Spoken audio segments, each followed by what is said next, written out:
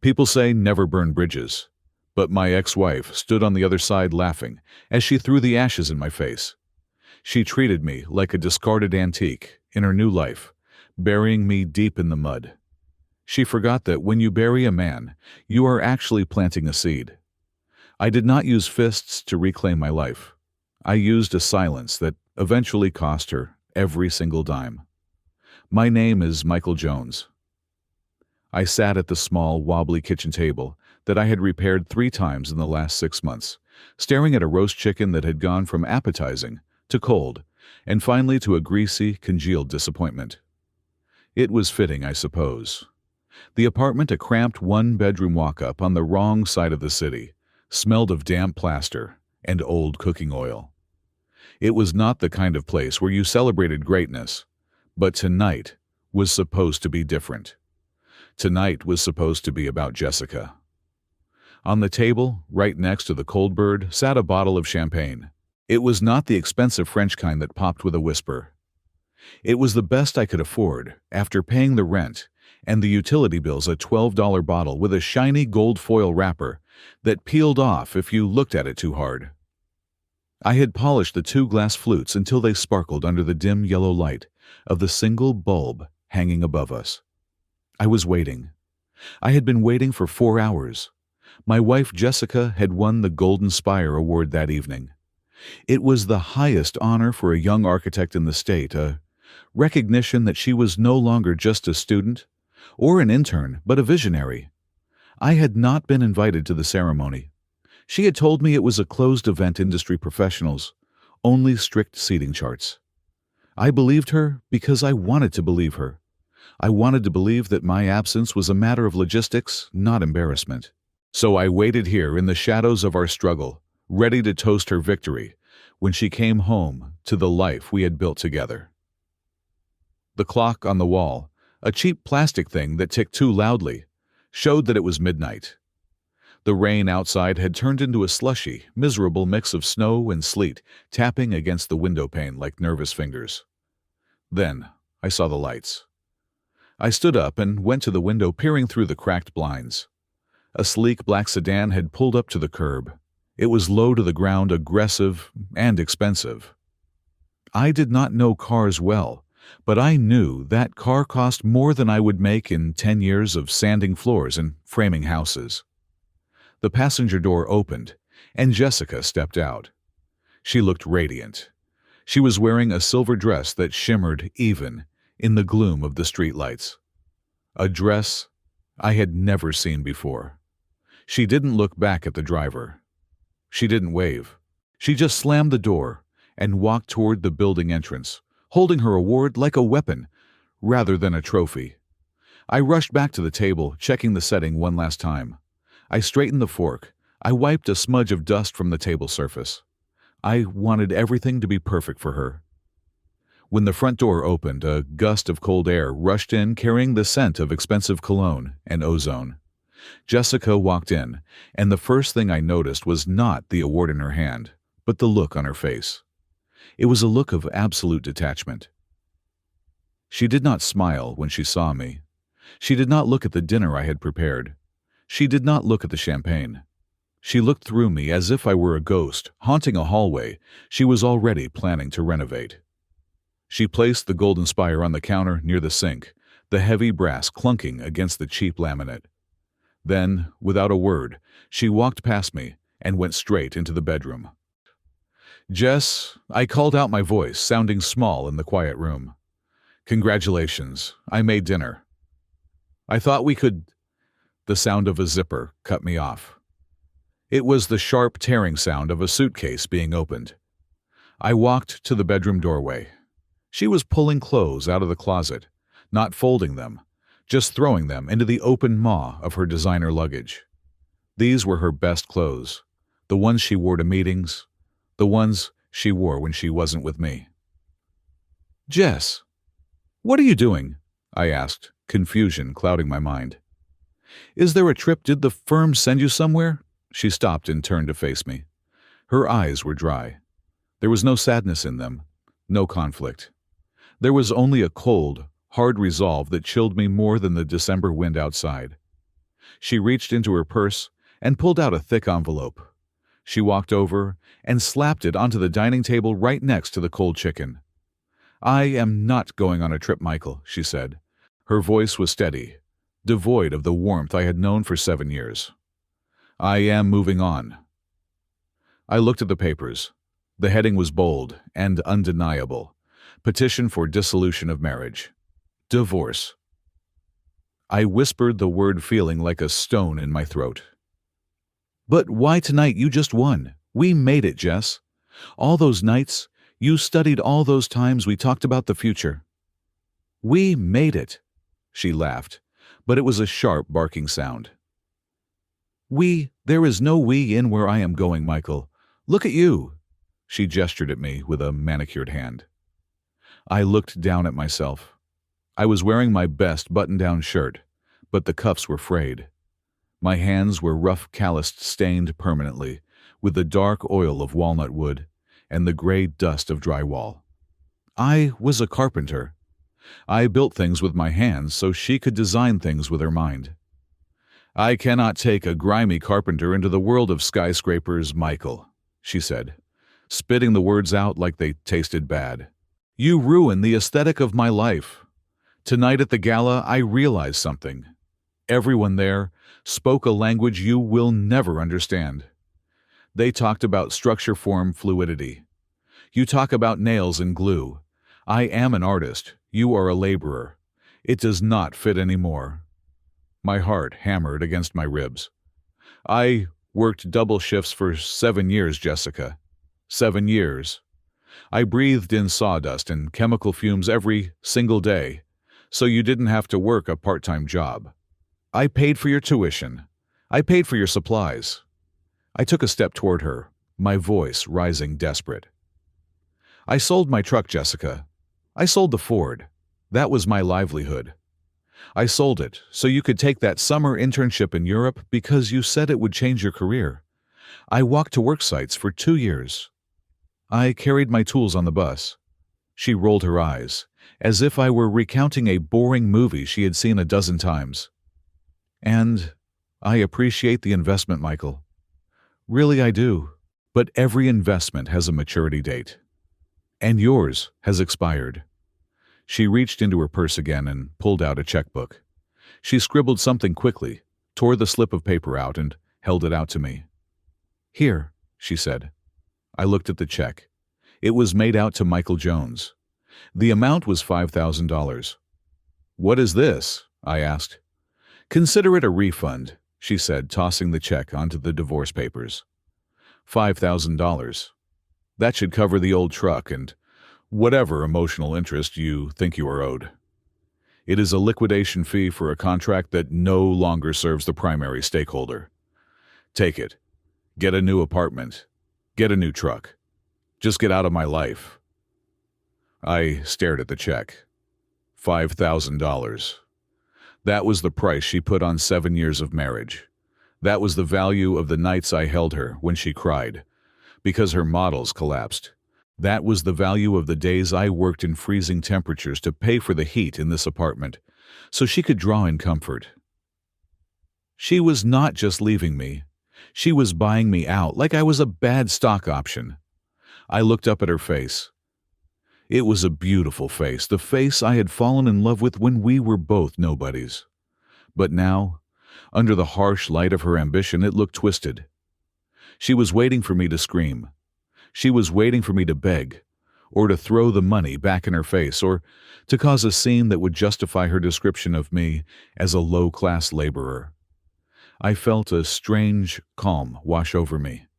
It was the calm of a structure that had been stress-tested to the point of failure and had finally collapsed into a pile of rubble. There was nothing left to support. I reached out and picked up the check. Jessica smirked a triumphant curl of her red lips. She thought she had won. She thought money solved the problem of Michael Jones. Slowly, deliberately, I tore the check in half. Then, I put the halves together and tore them again. I let the blue confetti rain down onto the divorce papers. Her smirk faltered. "That is $5,000, you idiot. You will be on the street." I did not answer. I reached into my pocket and pulled out a cheap ballpoint pen. I clicked it. The sound was loud in the silent room. I leaned over the table, pushed the cold roast chicken aside, and signed the divorce papers. My signature was firm, unwavering. Michael Jones. I straightened up and capped the pen. I did not look at her. I walked past her into the bedroom. I did not take the furniture I had built. I did not take the books I had bought. I went to the closet and pulled out my old canvas duffel bag, the one stained with paint and plaster. I packed 3 shirts, 2 pairs of work pants, and my heavy boots. I went to the bathroom and took my toothbrush and a bar of soap. That was it. That was all I had. I walked back into the living room. Jessica was standing by the table, staring at the torn check and the signed papers. She looked confused, perhaps annoyed that I had not followed the script she had written in her head. I took the key to the apartment off my ring. It was a single silver key. I placed it gently on top of the divorce papers. I walked to the door. I could feel her eyes on my back waiting for a final word. A curse, a plea. I gave her nothing. I opened the door and stepped out into the hallway. The air outside the building was freezing. The mix of snow and rain soaked through my thin jacket immediately. The wind bit at my exposed skin. I had no car. I had no home. I had no money. I walked down the concrete steps of the entryway, the slush crunching under my worn-out sneakers. As I reached the sidewalk, the window of our apartment, her apartment was open, just a crack. I could hear her voice drifting down, clear and sharp in the night air. She was on the phone. "Yes, it is done," she was saying, and her voice was bright, bubbling with a joy that twisted a knife in my gut. "I handled it. The debt is gone, cleared out. He is gone. God, I feel so light. Listen, tell everyone to meet at the club. We are going to celebrate. I am finally free of that dead weight." I stood there for a second, the freezing rain running down my face, mixing with the hot tears I refused to let fall. Dead weight. The debt. She thought she had cleared a balance sheet. She thought she had discarded a broken tool. I gripped the handle of my canvas bag tighter until my knuckles turned white. I did not look back up at the window. I turned my collar up against the wind and started walking into the darkness of the city. She was right about one thing. The Michael Jones she knew was gone, but she was wrong about the rest. You do not destroy a man who builds things for a living. You just force him to build something else, something stronger, something harder. And as I walked into the long, cold night, I knew one thing for certain. The next time Jessica saw me, I would not be the structure she tore down. I would be the storm she never saw coming. While I was out there in the freezing cold, sleeping in the cab of a truck that smelled of stale tobacco and old grease, a very different scene was unfolding just 5 miles away. It was a scene that I would not learn about until much later, but thanks to the eyes and ears of a good friend, I can describe it to you as if I were standing right there in the corner of the room. 1 week had passed since I walked out of our apartment. 1 week since I became homeless. For Jessica, however, 1 week was apparently enough time to mourn a 7-year marriage and organize the social event of the season. She hosted it at the Pinnacle, a penthouse suite that belonged to one of the senior partners at her firm, a man who had been eyeing her talent and perhaps more for years. The theme of the night was celebration, but to anyone with a soul, it looked more like a feeding frenzy. My friend Leo was there. Leo was a good man, a guy I had known since high school. He worked 2 jobs to support his sick mother, and on weekends he worked for a high-end catering company. He was the kind of guy who became invisible when he put on a white vest and a black bow tie. Rich people do not see waiters. They see floating trays of champagne and disembodied hands offering hors d'oeuvres. They do not realize that the furniture has ears. Leo told me the room smelled of money. It was a heavy, cloying scent of imported lilies, expensive leather, and that specific metallic tang of vintage champagne. The room was filled with the elite of the city's architectural and real estate world. These were men in suits that cost more than my annual salary, and women draped in silk and diamonds, their laughter tinkling like broken glass against the marble floors. Leo moved through the crowd with a silver tray of truffle-infused tartlets, his face a mask of professional polite detachment. Inside, however, he was seething. He knew what had happened. He knew I was sleeping in a parking lot while my ex-wife, was drinking Cristal from a crystal flute. He watched Jessica circulate the room. She was the queen bee, radiant in a crimson gown that looked like it had been dipped in fresh blood. She moved from group to group, accepting congratulations, laughing at jokes that were not funny, and soaking in the adoration. She did not look like a woman who had just divorced her husband. She looked like a woman who had just had a tumor removed and was finally breathing easy. The guests were just as bad. They were vultures in tuxedos. Leo overheard snippets of conversation as he refilled empty glasses. "I heard she finally got rid of the baggage," a balding man with a thick cigar whispered to a younger associate. The carpenter, the associate, sneered, taking a sip of scotch. "About time. Can you imagine a talent like hers coming home to sawdust and cheap beer every night? It must have been suffocating."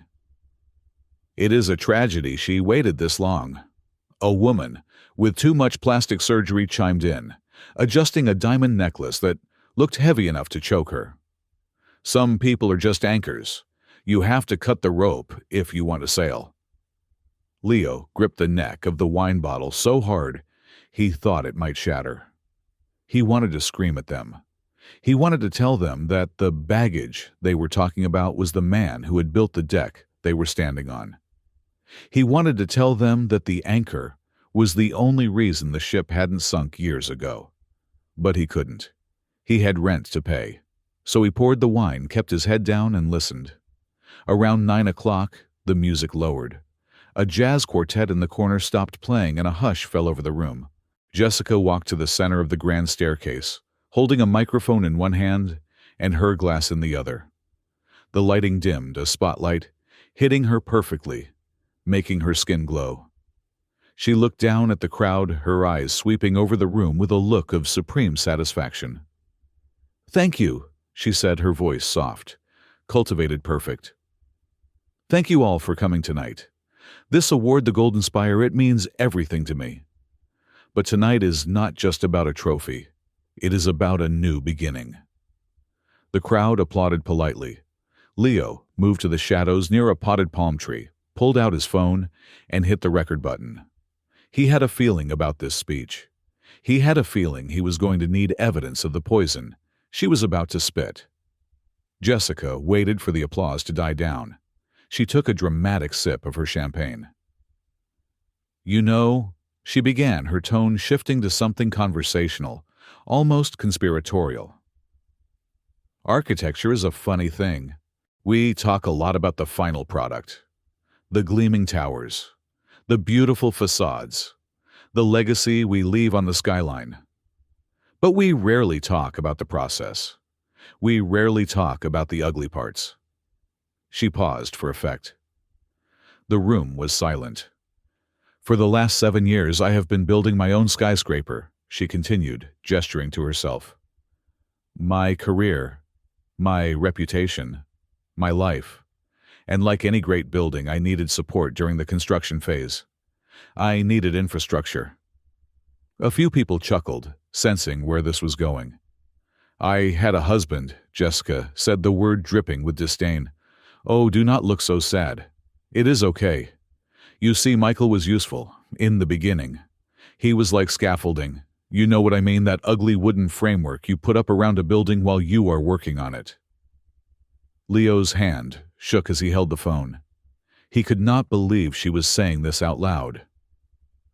"Scaffolding is necessary," Jessica preached, walking down a few steps, engaging the audience. "It holds you up when the foundation is wet. It allows you to climb higher than you could on your own. It takes the beatings of the weather so the stone underneath stays dry. It serves a function, a dirty, gritty, temporary function." She stopped and looked directly at the bald man Leo had served earlier. "But here is the question," she asked, her voice rising. When the building is finished, when the glass is polished and the spire is attached, do you keep the scaffolding? No. Someone in the back shouted. Exactly, Jessica beamed. You do not keep it. It is an eyesore. It blocks the view. It rots. If you leave it up too long, people think the building is still under construction. They think the building is broken. So, what do? She made a sweeping motion with her hand like she was swatting a fly. You tear it down, she declared. You rip it apart plank by plank and you throw it in the dumpster. Because that is where it belongs. It served its purpose. And now the building can shine.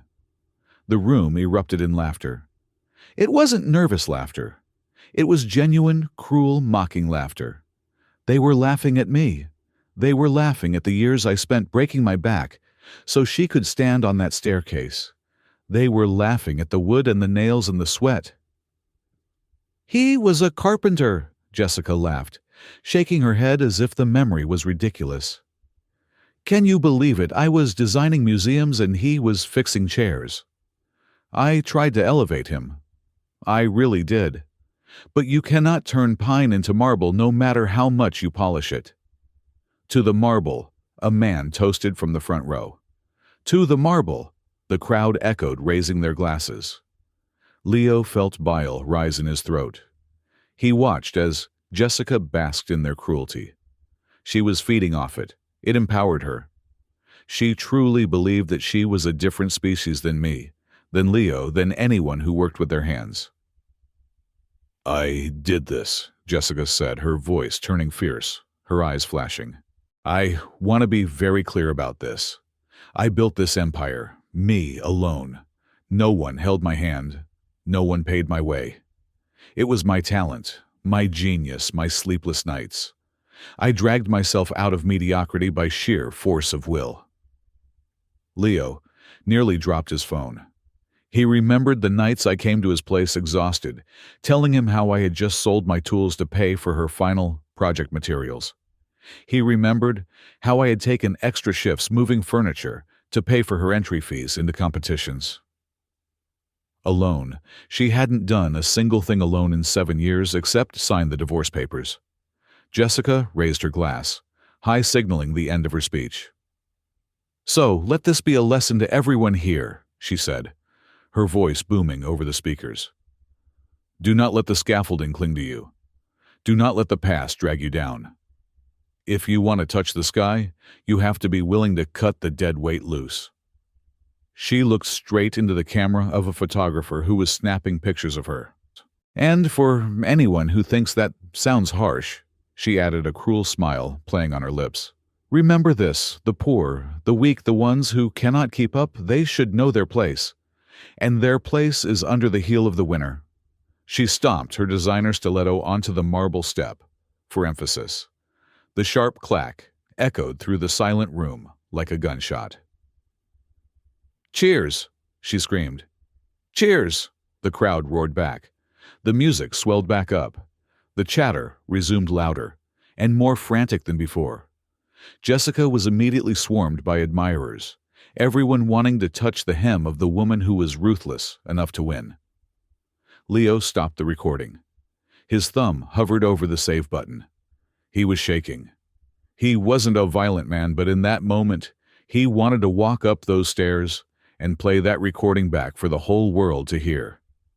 But he knew that wouldn't work. Not here. Not in this room full of sharks. They would just laugh at him too. They would fire him. They would crush him. He slipped the phone into his pocket. He realized something that I would only realize years later. This wasn't just a drunk speech. This was a confession. This was proof of character. Jessica thought she was speaking to her friends. She thought she was speaking to her peers. She didn't realize she was speaking to the future. She didn't realize that in her arrogance, she had just handed her enemy the most powerful weapon in the war that was to come. Leo finished his shift. He served the caviar. He poured the wine. He watched them eat and drink and celebrate the destruction of a good man. When he finally clocked out at 2 in the morning, He walked out into the cold night air and took a deep breath. He pulled out his phone and sent the file to a secure cloud storage. Then he texted me. I didn't get the text until the next morning because my phone battery had died in the cold. But the message was simple. I have something for you, Mike. Keep your head up. The scaffolding might be down, but the wood is still hard. We are going to make her eat every word. I didn't know what he meant then. But as I lay in the back of my truck, shivering under a thin blanket staring at the metal roof, I felt a strange warmth in my chest. I didn't know about the party. I didn't know about the speech. I didn't know that I had been compared to trash. But the universe knew. And as Jessica laughed in her penthouse, surrounded by her fake empire, the gears of fate began to turn. She had lit a fire to burn me, but she had forgotten one thing about fire. If the wind changes direction, it burns the arsonist just as easily as the victim. And the wind was beginning to change. The truck was a 1994 Ford F-150 that smelled permanently of stale coffee and wet dog, even though I did not own a dog.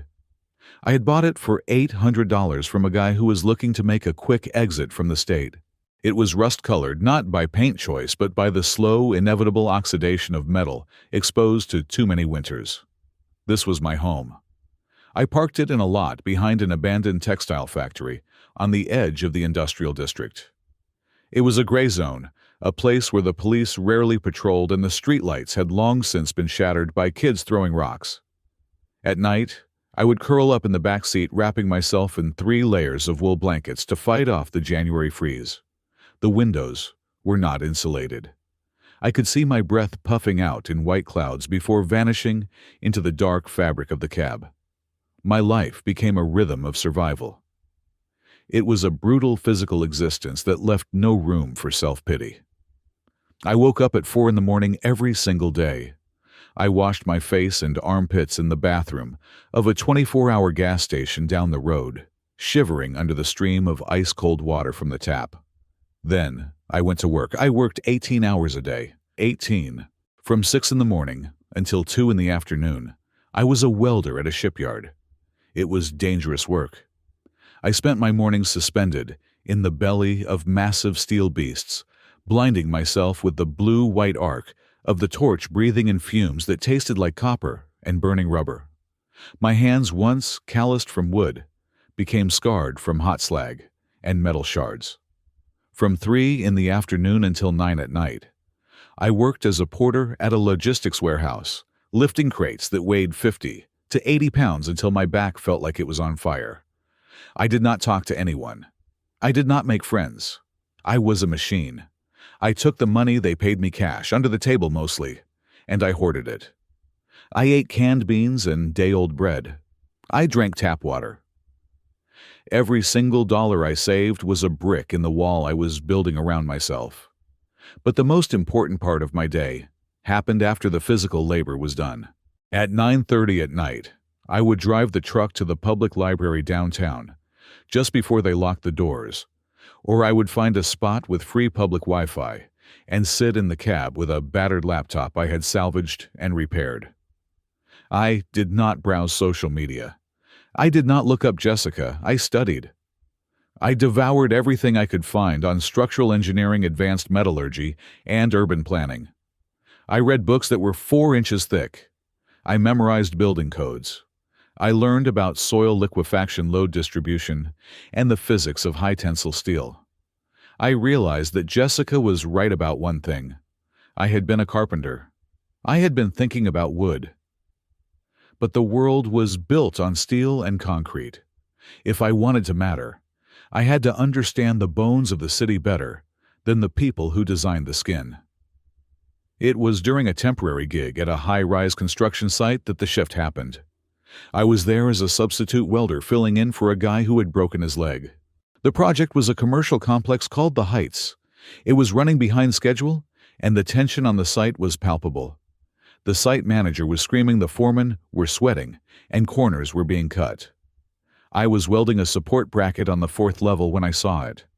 I was looking at the blueprints that had been left on a table near the lift. I was not supposed to look at them. I was just the help. But as I glanced at the load calculations for the temporary scaffolding that was holding up the concrete pour for the 5th floor, the numbers did not add up. The engineer had calculated the load based on dry concrete, but it had been raining for 3 days. The concrete was wet. It was heavier, much heavier. I did the math in my head. Then I did it again on a scrap of drywall with a pencil. The safety margin was gone. In fact, they were operating at 110% of the load capacity. I walked over to the chief engineer, a man named Henderson, who wore a pristine white hard hat and looked at people like me, as if we were part of the machinery. "Excuse me," I said, my voice rough from the smoke. He did not look up from his tablet. "I am busy. If you need a break, ask your foreman." "The scaffolding on Sector 4, I said, ignoring his dismissal. "The load bearing is wrong. You calculated for cured weight. It is wet pour. And with the wind shear today, the lateral stress is going to snap the cross bracing." Henderson finally looked up. He sneered. It was the same look Jessica had given me. The look that said, "Stay in your lane." "Are you an engineer?" he asked. "No," I said. "I am a welder." "Then go weld something," he snapped. "I have a master's degree from MIT. I think I know how to calculate a static load. Get back to work or get off my site." I stood there for a second. I could feel the vibration in the floor. I could hear the steel groaning. It was a sound most people ignored, but to me it sounded like a scream. "It is going to fail," I said quietly. "You have maybe 10 minutes. "You are fired," Henderson barked. "Get out!" I turned and ran. But I did not run to the exit. I ran toward Sector 4. I grabbed an air horn from a safety station and blasted it. "Clear the deck, move everyone off the scaffolding now." The workers looked at me confused. They hesitated. "Move!" I roared, grabbing a young guy by his vest and shoving him toward the concrete core of the building. "It is coming down." My urgency broke their trance. They started to scramble. 30 seconds later, a sound like a gunshot cracked through the air. The main support bolt on the crossbrace sheared off. The entire south face of the scaffolding shuddered. Then, with a terrifying screech of twisting metal, it gave way. Tons of wet, concrete steel poles and wooden planks cascaded down 4 stories, crashing into the street below, with a force that shook the ground. Dust billowed up like a bomb blast. Silence followed, heavy and terrifying. Because of the warning, most of the crew had made it to the solid floor slab. 2 men had minor injuries from falling debris, but no one was dead. If I had not sounded that horn, 12 men would have been buried in that wet gray tomb. I was sitting on a pile of rebar, coughing the dust out of my lungs, when a pair of expensive leather boots stopped in front of me. I looked up. Standing there was a man in his 60s with silver hair and eyes that looked like they could cut glass. He was not wearing a suit. He was wearing work pants and a faded jacket, but the way everyone gave him space told me he was the man in charge. This was Arthur Vance, the owner of Vance Construction, one of the biggest developers in the state. "Henderson says you pulled the fire alarm for no reason," Vance said. His voice was low calm. "He says you caused a panic." I wiped blood from a cut on my cheek. "Henderson calculated for dry weight. It is wet. Plus the wind load," I told him. Vance looked at the wreckage. He looked at the twisted metal that used to be a support beam. He walked over to it, touched the sheared bolt, and nodded slowly. He turned back to me. "You are the welder?" he asked. "Yes," I said. "Where did you learn load dynamics?" "Books," I said. "Library." "Night school of self-taught misery." Vance studied me for a long moment. He saw the dirty clothes, the exhaustion, the desperation, but he also saw something else. He saw the accuracy. "You saved my company $100 million in lawsuits today," Vance said. "And more importantly, you saved those men. Henderson is fired. You are hired." "I do not want to be a foreman," I said, standing up. My legs were shaking, but I locked my knees. I want to learn. I want to know everything you know, Vance smiled. It was a rare, genuine smile. I am not offering you a job as a foreman's son. I am offering you a scholarship. I will pay for your certification. I will pay for your degree. But you work for me. And you start at the bottom of the design team. You verify every single number. You are my failsafe. That was the hand up. I grabbed it, and I did not let go. For the next 3 years, I slept 4 hours a night. I worked for Vance during the day and took accelerated courses at night. I lived in that truck for another 18 months before I finally rented a small studio apartment. I did not upgrade my lifestyle. I put every penny into a savings account. When I finally got my structural engineering license, I did not stay at Vance Construction comfortably. I shook Arthur Vance's hand, thanked him for saving my life, and told him I had to build my own. He understood. He gave me my first contract. I started a company called MJ Structural Solutions. It was not a glamorous name. We did not design beautiful lobbies or glass atriums. We did the dirty work. We specialized in difficult foundations, sinkhole remediation, and reinforcing structures in unstable soil. When other companies saw a swamp and said, "Impossible," I went in. I spent my days knee-deep in mud driving piles into the bedrock. I learned the geology of the city better than I knew the back of my own hand. I knew where the underground rivers ran. I knew where the granite gave way to sand. I became a ghost. I had no Facebook, no Instagram, no LinkedIn. I did not go to parties. I did not date. If you looked for Michael Jones, you would find a registered business agent and a P.O. box. The money started to come in. Real money, not carpenter money, engineering money, specialized high-risk, high-reward money. But I did not buy a penthouse. I did not buy a sports car. I started buying dirt. I looked at the city map with the eyes of a predator. I looked for the dead lands. These were small, ugly parcels of land that developers ignored. A strip of weed-choked lot between two warehouses. A swampy corner near the river. A triangular patch of concrete under the highway overpass. Real estate agents laughed at me. They called me the garbage collector. "Why do you want that lot on 5th and Main?" one agent asked me, chuckling. "It is too narrow to build on. You cannot put a building there. It is useless." "I just like the view," I lied. I bought it for $50,000. It was pocket change for the big players. What they did not know, and what I had learned from hours of studying municipal utility maps in the city archives, was that the main fiber optic trunk line for the entire financial district ran directly 5 feet under that useless strip of land. I bought a marshy acre on the east side for pennies. Why?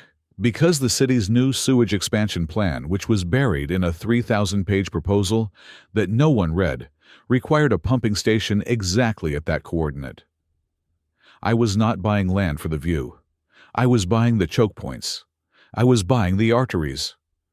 I knew how Jessica thought. She looked up.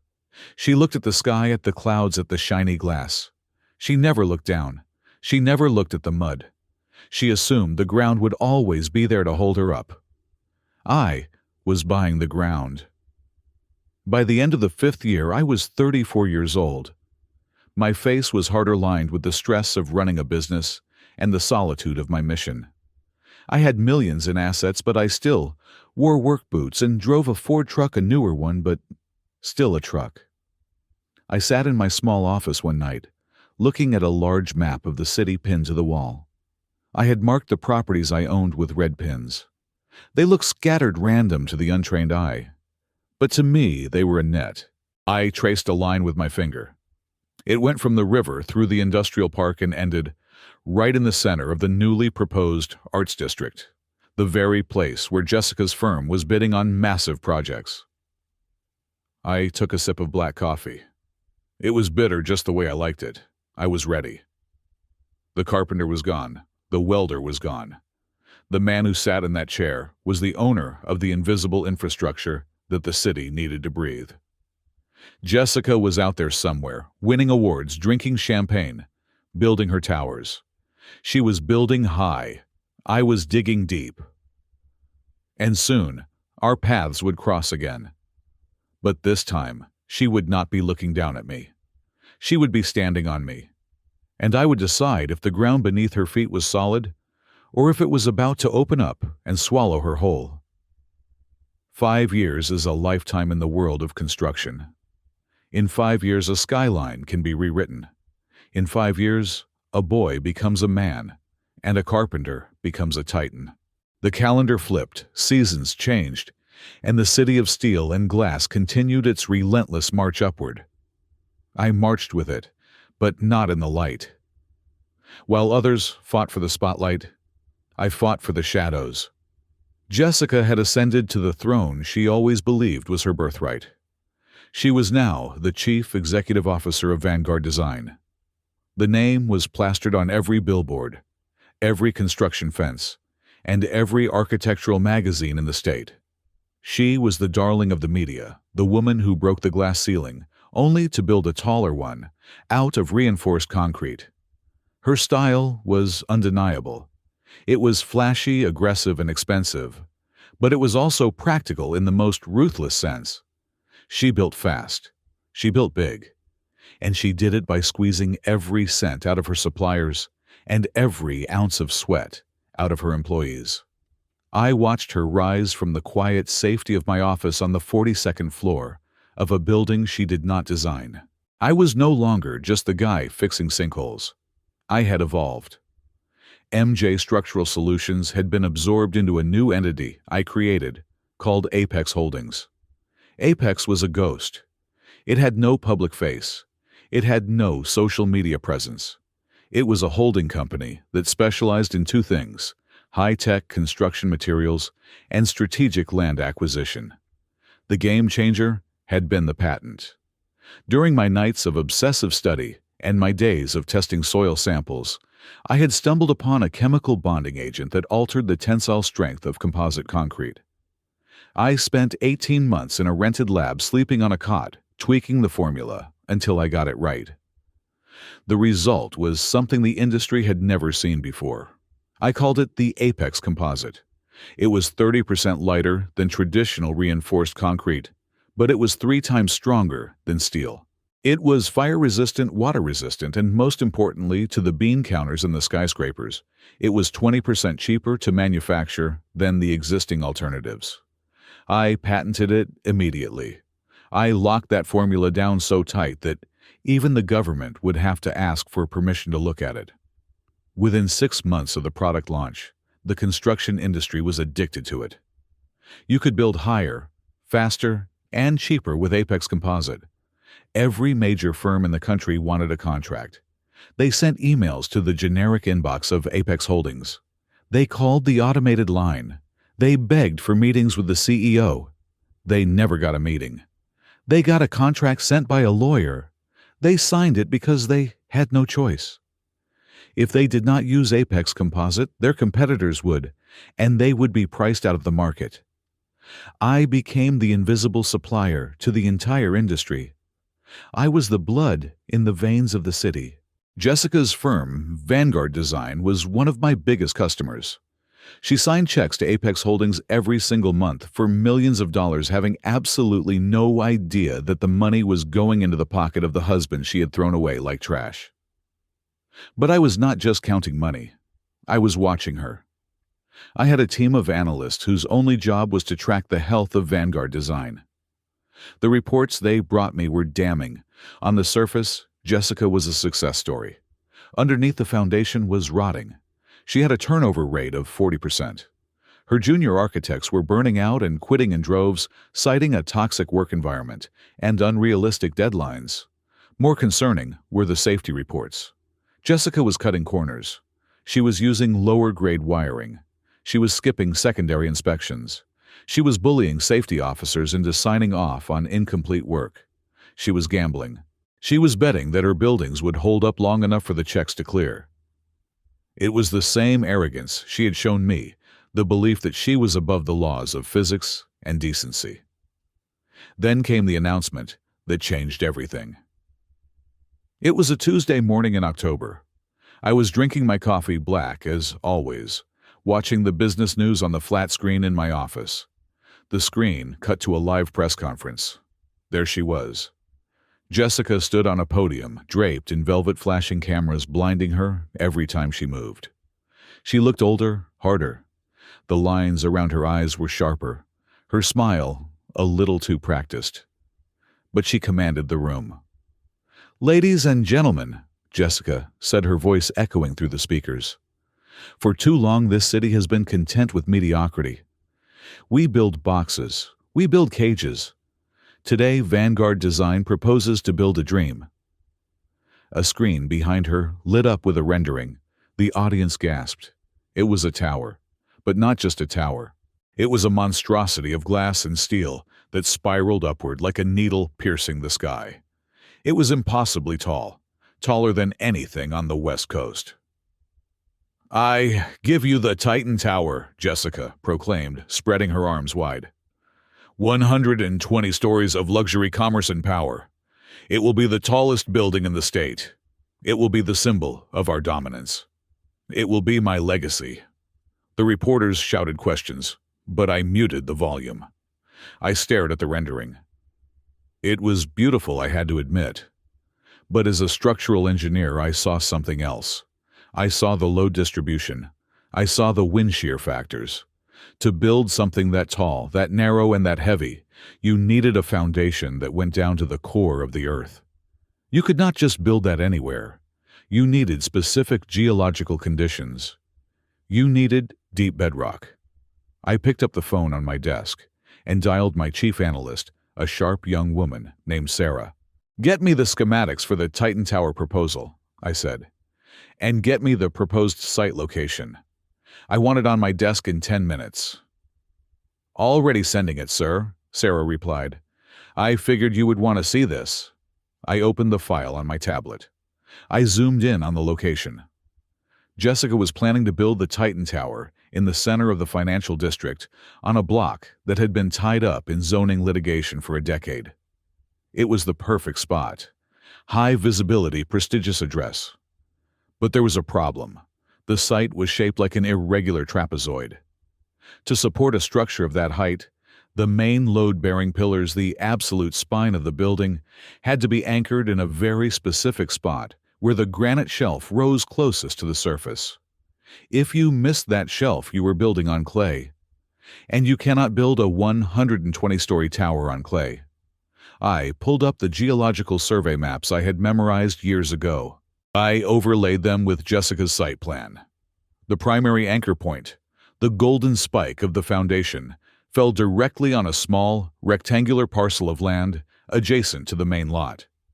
It was a derelict plot covered in weeds and old chain-link fencing currently occupied by a rusted-out shipping container and a colony of feral cats. It looked like nothing. It looked like an eyesore. But geologically, it was the only place to drive the main pile. Without that specific 4,000-square-foot patch of dirt, the Titan Tower was structurally impossible. It would tilt. It would sink. It would fall. Jessica had secured the main lot surrounding it. I could see the acquisition records. She had spent $200 million buying up the old warehouses and office buildings on the block. She had everything ready to go, except for that one little ugly patch of dirt. I felt a cold smile spread across my face. I opened the database of Apex Holdings assets. I typed in the address. 404 Industrial Avenue. The screen flashed green. Owner Apex Holdings, LLC. Date of purchase: 2 years ago. Purchase price, $65,000. I leaned back in my leather chair, the leather creaking softly. I remembered buying that lot. The real estate agent had practically begged me to take it off his hands. He said it was too small to build anything useful, too awkwardly shaped for a parking lot. I had bought it because I knew the granite shelf was there. I had bought it because I knew that eventually someone would want to build tall in that district, and physics would force them to come to me. I did not know it would be her. But fate, it seems, has a sense of humor. Jessica had designed a crown jewel. She had bet her entire reputation, her entire company's future on this project. She had already announced it to the world. She had investors lined up. She had pre-sold condos for millions of dollars. She was committed. And she was about to find out that the key to her castle was in the pocket of the man she had called a rotting scaffold. I pressed the intercom button. "Sarah," I said, "prepare a file on the Titan Tower project and alert the legal team. We are about to receive a purchase offer for the property at 404 Industrial. I want to handle this one personally." "Understood, sir," Sarah said. "Do you want to set a selling price?" "No," I said, looking at the image of Jessica on the silent TV screen, her face flushed with victory. "This is not about the price. It is about the negotiation. Let them come to us. And when they do, tell them the owner is a very private man who is very attached to his land." I turned off the TV. The room went quiet. The city outside my window was buzzing with the news of the Titan Tower. People were talking about the height. They were talking about the luxury. They were talking about Jessica's genius. Let them talk. Let her bask in the glory for a few more days. Let her start digging. Let her spend millions on demolition and site prep. Let her get to the point of no return.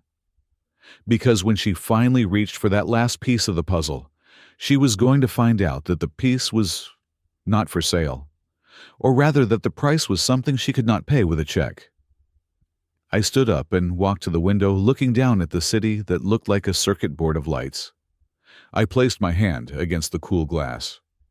"Hello, Jessica," I whispered to the city. "It has been a long time. I hope you brought your checkbook, but I am afraid your credit with me is no good." The game was no longer about survival. It was no longer about proving myself. I had already done that. I was rich. I was powerful. I was respected. This was about balance. This was about correcting an error in the universe. She had climbed to the top by stepping on people. Now, she was going to realize that the mountain she was climbing belonged to me. I went back to my desk and pulled out a file. It was the original divorce decree, the one with the ink stain where I had signed my name 5 years ago. I kept it in the bottom drawer underneath the patents and the deeds. I ran my finger over the signature. Michael Jones.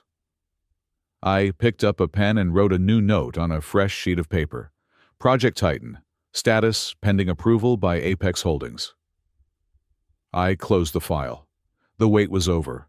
The ghost was about to manifest, and he was bringing a haunting that Jessica would never forget. The first wave of the attack did not come with tanks or missiles. It came with briefcases. Jessica sent her legal team to the headquarters of Apex Holdings 3 days after I flagged the property status. They arrived in a convoy of 3 black SUVs parking diagonally across the visitor spots, as if lines painted on asphalt were merely suggestions for lesser mortals. There were 6 of them. They wore suits that cost more than my first car and carried leather binders that smelled of intimidation. I watched them from the security feed on my tablet. I was sitting in my private office, the one that did not exist on the building directory. Down in the main conference room, my director of legal affairs, a man named Marcus, whom I had poached from a top federal agency, was waiting for them. Marcus was the perfect wall. He was calm, monotone, and utterly immovable. The lead lawyer, a man with a jaw square enough to crack walnuts, slid a contract across the mahogany table. "We represent Vanguard Design," he said, his voice booming for the benefit of the junior associates. "We are aware that your holding company recently acquired the lot at 404 Industrial. It is a useless scrap of land, but our client is willing to be generous. We are offering $200,000. That is 3 times what you paid. Sign here and we can all go to lunch." Marcus did not even touch the paper. He adjusted his glasses and looked at the man with the expression of a biology teacher examining a particularly dull specimen. "Apex Holdings is not looking to divest at this time," Marcus said. The lawyer blinked. He was not used to hearing no so early in the conversation. Excuse me, perhaps you did not hear the figure. $200,000 for a dirt patch. We have plans for that land, Marcus lied smoothly. We are considering a community garden, or perhaps a sanctuary for displaced urban pigeons. We are very concerned with environmental impact. The negotiation lasted for 4 hours. The lawyers went from condescending to aggressive, and finally to desperate. They raised the offer to $500,000, then $1 million, then $2 million. Marcus turned them down every single time. He cited zoning concerns. He cited safety protocols. He asked for detailed reports on Vanguard's labor practices. He asked for their carbon footprint analysis. He tied them in knots with red tape so thick they could not breathe. They left the building furious, their faces red, their ties loosened. I watched them go, sipping my lukewarm coffee. I knew what was coming next. The pawns had failed. The queen would have to move. 2 days later, Jessica arrived. She did not make an appointment. She stormed into the lobby of Apex Holdings like a hurricane in high heels. She was wearing a white power suit that looked sharp enough to cut skin. She marched up to the receptionist and slammed her hand on the marble desk. I want to see the president of this company, she demanded. Now. Do not tell me he is in a meeting. Do not tell me he is out to lunch. I know you people are playing games with me, and I am done playing. The receptionist, a young woman I had hired specifically for her unflappable nature, smiled politely. I am sorry, ma'am. The president is strictly unavailable. However, Mr. Marcus is authorized to speak with you. I do not want a lackey, Jessica shouted, causing 2 people in the waiting area to look up from their phones. I am Jessica Vance. I am building the Titan Tower. I need that land, and I am not leaving until I get it. I was watching her on the monitor. It was strange to see her like this. 5 years ago, her anger would have made me cower. I would have apologized. I would have tried to fix it. Now I just saw a tantrum. I saw a child who had never been told no. I pressed the intercom to Marcus. Go get her. Bring her to conference room B. Stick to the script. Understood, Marcus said. 10 minutes later, Jessica was sitting in the conference room. She was pacing, actually. When Marcus walked in, she didn't let him speak. Listen to me, she hissed. I know what you are doing. You are holding the land hostage to drive up the price. Fine. You win. $5 million. That is my final offer. Take it, give me the deed, and get out of my way. Marcus sat down and placed a single file folder on the table. We do not want your money, Ms. Vance, Marcus said quietly. Jessica stopped pacing. She looked confused. What everyone wants money. That is how the world works. We want equity, Marcus said. He opened the folder and slid a contract toward her.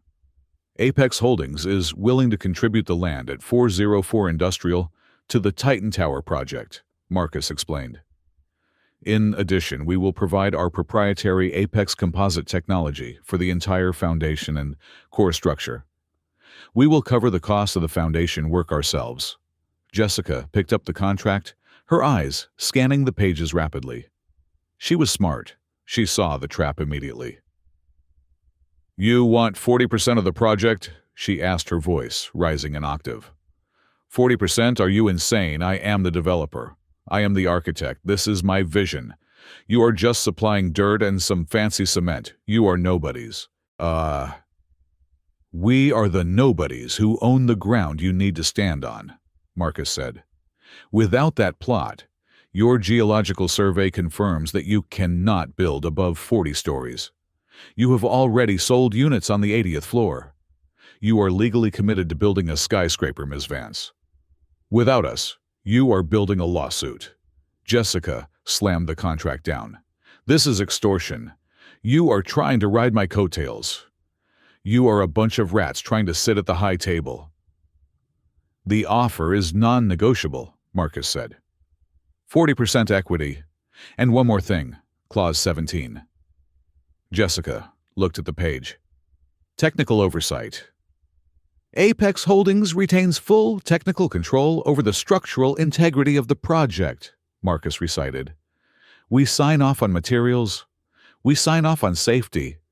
We have the right to audit the construction site at any time. Jessica laughed. It was a cold, bitter sound. You think I am going to let some no-name firm tell me how to build my tower?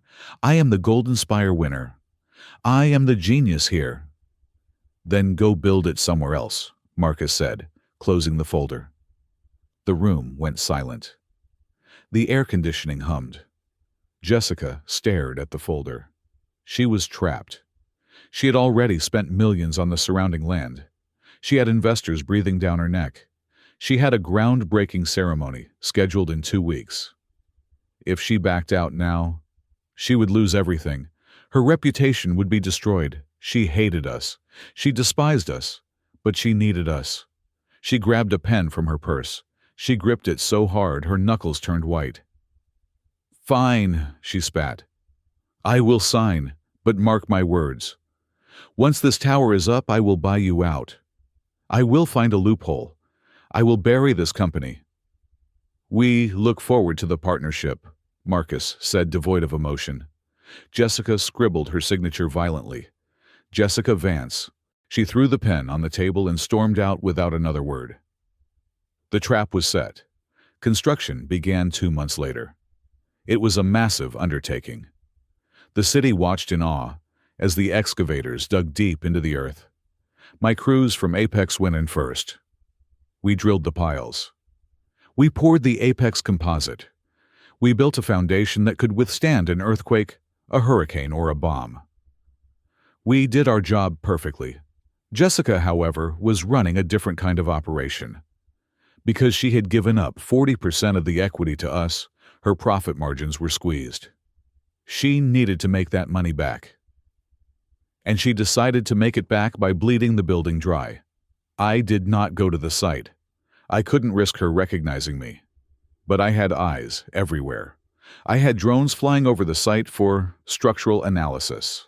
I had sensors embedded in the concrete. And I had access to her digital life. Part of our partnership agreement gave Apex access to the project's central server for scheduling purposes. What Jessica did not realize was that my IT team had used that access to mirror her entire internal communication network. I sat in my office late one night, 6 months into the construction. The foundation was finished. The steel skeleton was rising. The Titan Tower was reaching for the clouds. A notification popped up on my screen. It was an internal email from Jessica to her chief financial officer. The subject line was Material Adjustments, Phase 2. I opened it. David, the email read, We are bleeding cash on this foundation deal with Apex. I need to recoup the losses on the upper floors. Cancel the order for the Grade A structural steel from U.S. Steel. Switch to the supplier in Southeast Asia we talked about. I know their carbon content is inconsistent, but it is 30% cheaper. Also, cut the fireproofing budget by 15%. The inspectors only check the first 10 floors thoroughly. By the time they get to floor 50, they are tired. We can bribe the rest. I felt a cold knot form in my stomach. She was not just greedy. She was dangerous. She was willing to compromise the skeleton of the building to pay for the makeup on its face. But the next paragraph was the one that made me reach for my coffee. And do not worry about Apex, Jessica wrote. Those gold-digging idiots served their purpose. They gave us the foundation. Now they are just dead weight. Have legal start drafting a breach of contract suit. I want to trigger the buyout clause as soon as the frame is topped out. I am not sharing my throne with a bunch of construction workers. We use their dirt. Now we sweep them away. I stared at the screen. The blue light reflected in my eyes. She called us gold-digging idiots. She called us dead weight. It was the same speech she had given at the party 5 years ago. The words had not changed. The attitude had not changed. She still saw people as disposable tools. She still saw me as scaffolding. I picked up my mug. The black coffee was cold, but I drank it anyway. The bitterness was familiar. It grounded me. "You have not changed at all, Jessica," I said to the empty room. "You still like to tear down the scaffolding before the roof is on. You think you are the architect of the world. But you forgot one thing." I typed a command into my secure terminal, saving the email to an encrypted drive that was labeled the Silver Bullet. "You forgot that the scaffolding is the only thing holding you up," I whispered. "And this time you are not the one who gets to decide when it comes down." I leaned back in my chair and watched the live feed of the construction site. The Titan Tower was rising, glowing in the night. It looked majestic. It looked strong. But I knew the truth. It was a beautiful lie, built on a foundation of resentment and topped with a crown of fraud. And I held the detonator. The groundbreaking ceremony for the Titan Tower was not a construction event. It was a coronation. They had set up a massive white tent right over the spot where my crews had spent the last 2 months, drilling into the bedrock. The mud had been covered with plush red carpet. The smell of wet earth and diesel fuel had been masked by thousands of white roses imported from Ecuador. A string quartet played softly in the corner, fighting a losing battle against the roar of the city traffic and the excited chatter of the 300 guests Jessica had invited. I was there, but not as a guest. I stood at the very back of the crowd behind the rows of velvet ropes and security guards. I wore a faded baseball cap pulled low over my eyes, a heavy canvas jacket and work boots. To the eyes of the elite, I was invisible. I was just a laborer, perhaps a janitor, waiting to clean up the confetti, or a security guard on a break. I was part of the background, just another piece of the scenery that the rich and powerful ignore. Jessica stood on a raised platform, bathed in the glow of a dozen spotlights. She looked magnificent, I had to admit. She wore a gold dress that looked like liquid metal, structured and sharp, mimicking the lines of a skyscraper. Her hair was pulled back in a severe, elegant bun. She held a golden shovel in her hand, not as a tool, but as a scepter. The media was calling her the Queen of Architecture. The banners, flapping in the wind, read, "Vanguard Design, reaching for the gods." I watched as she leaned into the microphone. Her voice was amplified, booming across the site, confident and hypnotic. "They told me it was impossible," Jessica said, her voice dropping to a dramatic whisper before rising again. "The geologists said this land was too unstable. The engineers said the wind shear would tear a building of this height apart. They said a woman could not tame the earth." The crowd cheered. She waited for them to stop soaking it in like rain after a drought. "But I do not listen to impossible," she continued. "I listen to my own intuition. I spent nights awake calculating, drawing, reimagining what a foundation could be. And I created a solution. I designed a revolutionary structural core that defies the laws of traditional physics. This tower does not just sit on the ground. It grips it. It is my design, my engineering, my soul poured into concrete." I stood there, my hands in my jacket pockets, listening to her steal my life's work. She did not mention Apex Holdings. She did not mention the 40% equity partnership. She did not mention the patent I had spent years developing.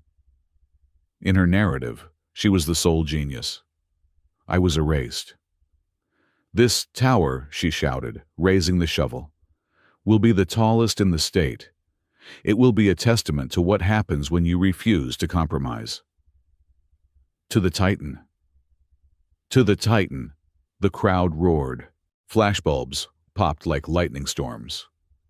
Jessica smiled, that wide, predatory smile I knew so well. She believed it. That was the scary part. She had told the lie so many times that she had actually convinced herself she was the one who solved the geological puzzle. As the applause died down and the waiters began circulating with champagne, I turned and walked away. I did not need to see any more. The play had begun, and the leading lady had just delivered her opening monologue. Now it was time for the plot twist. In the weeks that followed the ceremony, the real work began. And so did the real betrayal. Jessica was under immense pressure. To fund the Titan Tower, she had leveraged everything. She had taken out loans against her company, her personal assets, and even the future projected revenue of the building itself. The interest payments alone were enough to bankrupt a small country. She needed to build fast, and she needed to build cheap. The contract with Apex Holdings was clear. We had the right to inspect every phase of the structural assembly. We had the right to veto any material that did not meet our specifications. Jessica decided that the contract was just a piece of paper. It started with small things. My site inspectors would arrive at the gate, clipboards in hand, only to be turned away by new private security guards Jessica had hired.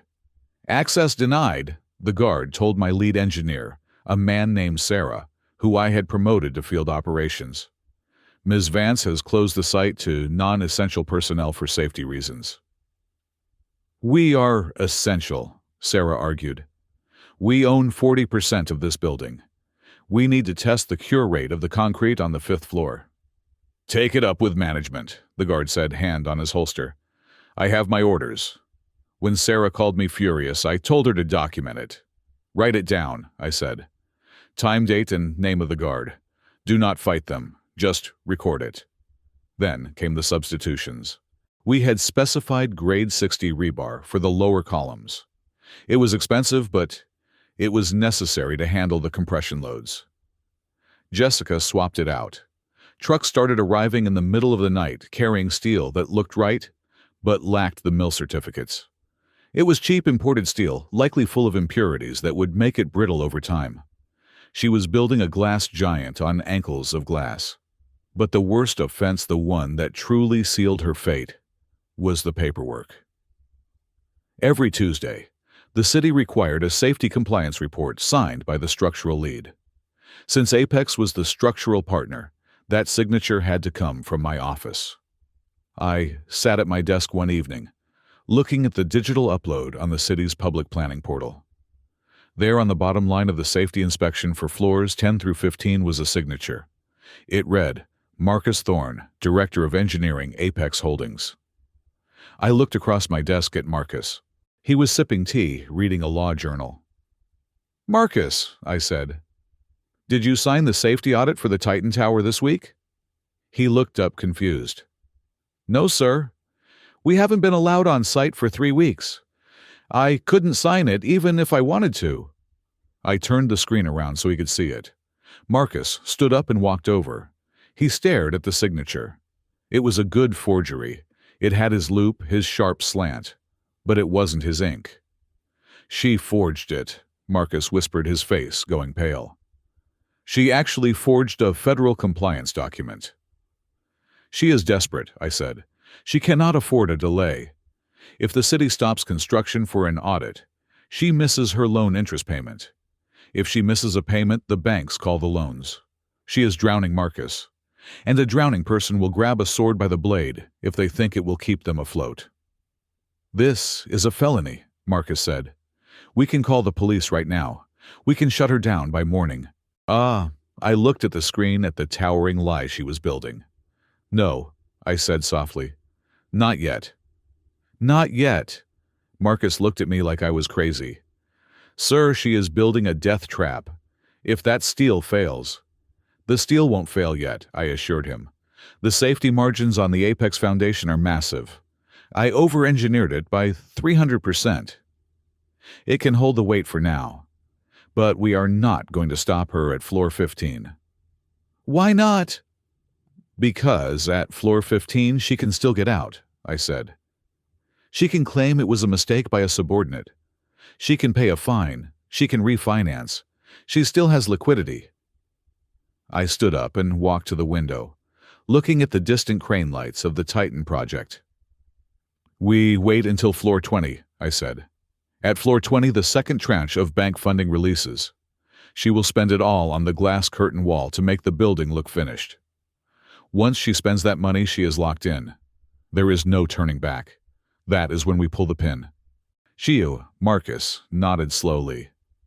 He understood. This wasn't just business. It was an execution. Meanwhile, my eyes on the ground were busy. Leo, my old friend from the catering days, was no longer serving drinks. I had hired him as a site expediter for a shell company that did logistics for the project. He was my spy. He was invisible, just like I used to be. He met me 2 nights later in a diner on the outskirts of town. He slid a thumb drive across the sticky table. "You are not going to believe the balls on this woman," Leo said, shaking his head. "Tell me," I said. "The city inspector came by yesterday," Leo said, lowering his voice. "A guy named Jenkins. He's known for being tough. He found cracks in the cement pouring on the 12th floor. Microfractures. Probably from that cheap mix she switched to. And Jessica invited him to lunch," Leo said.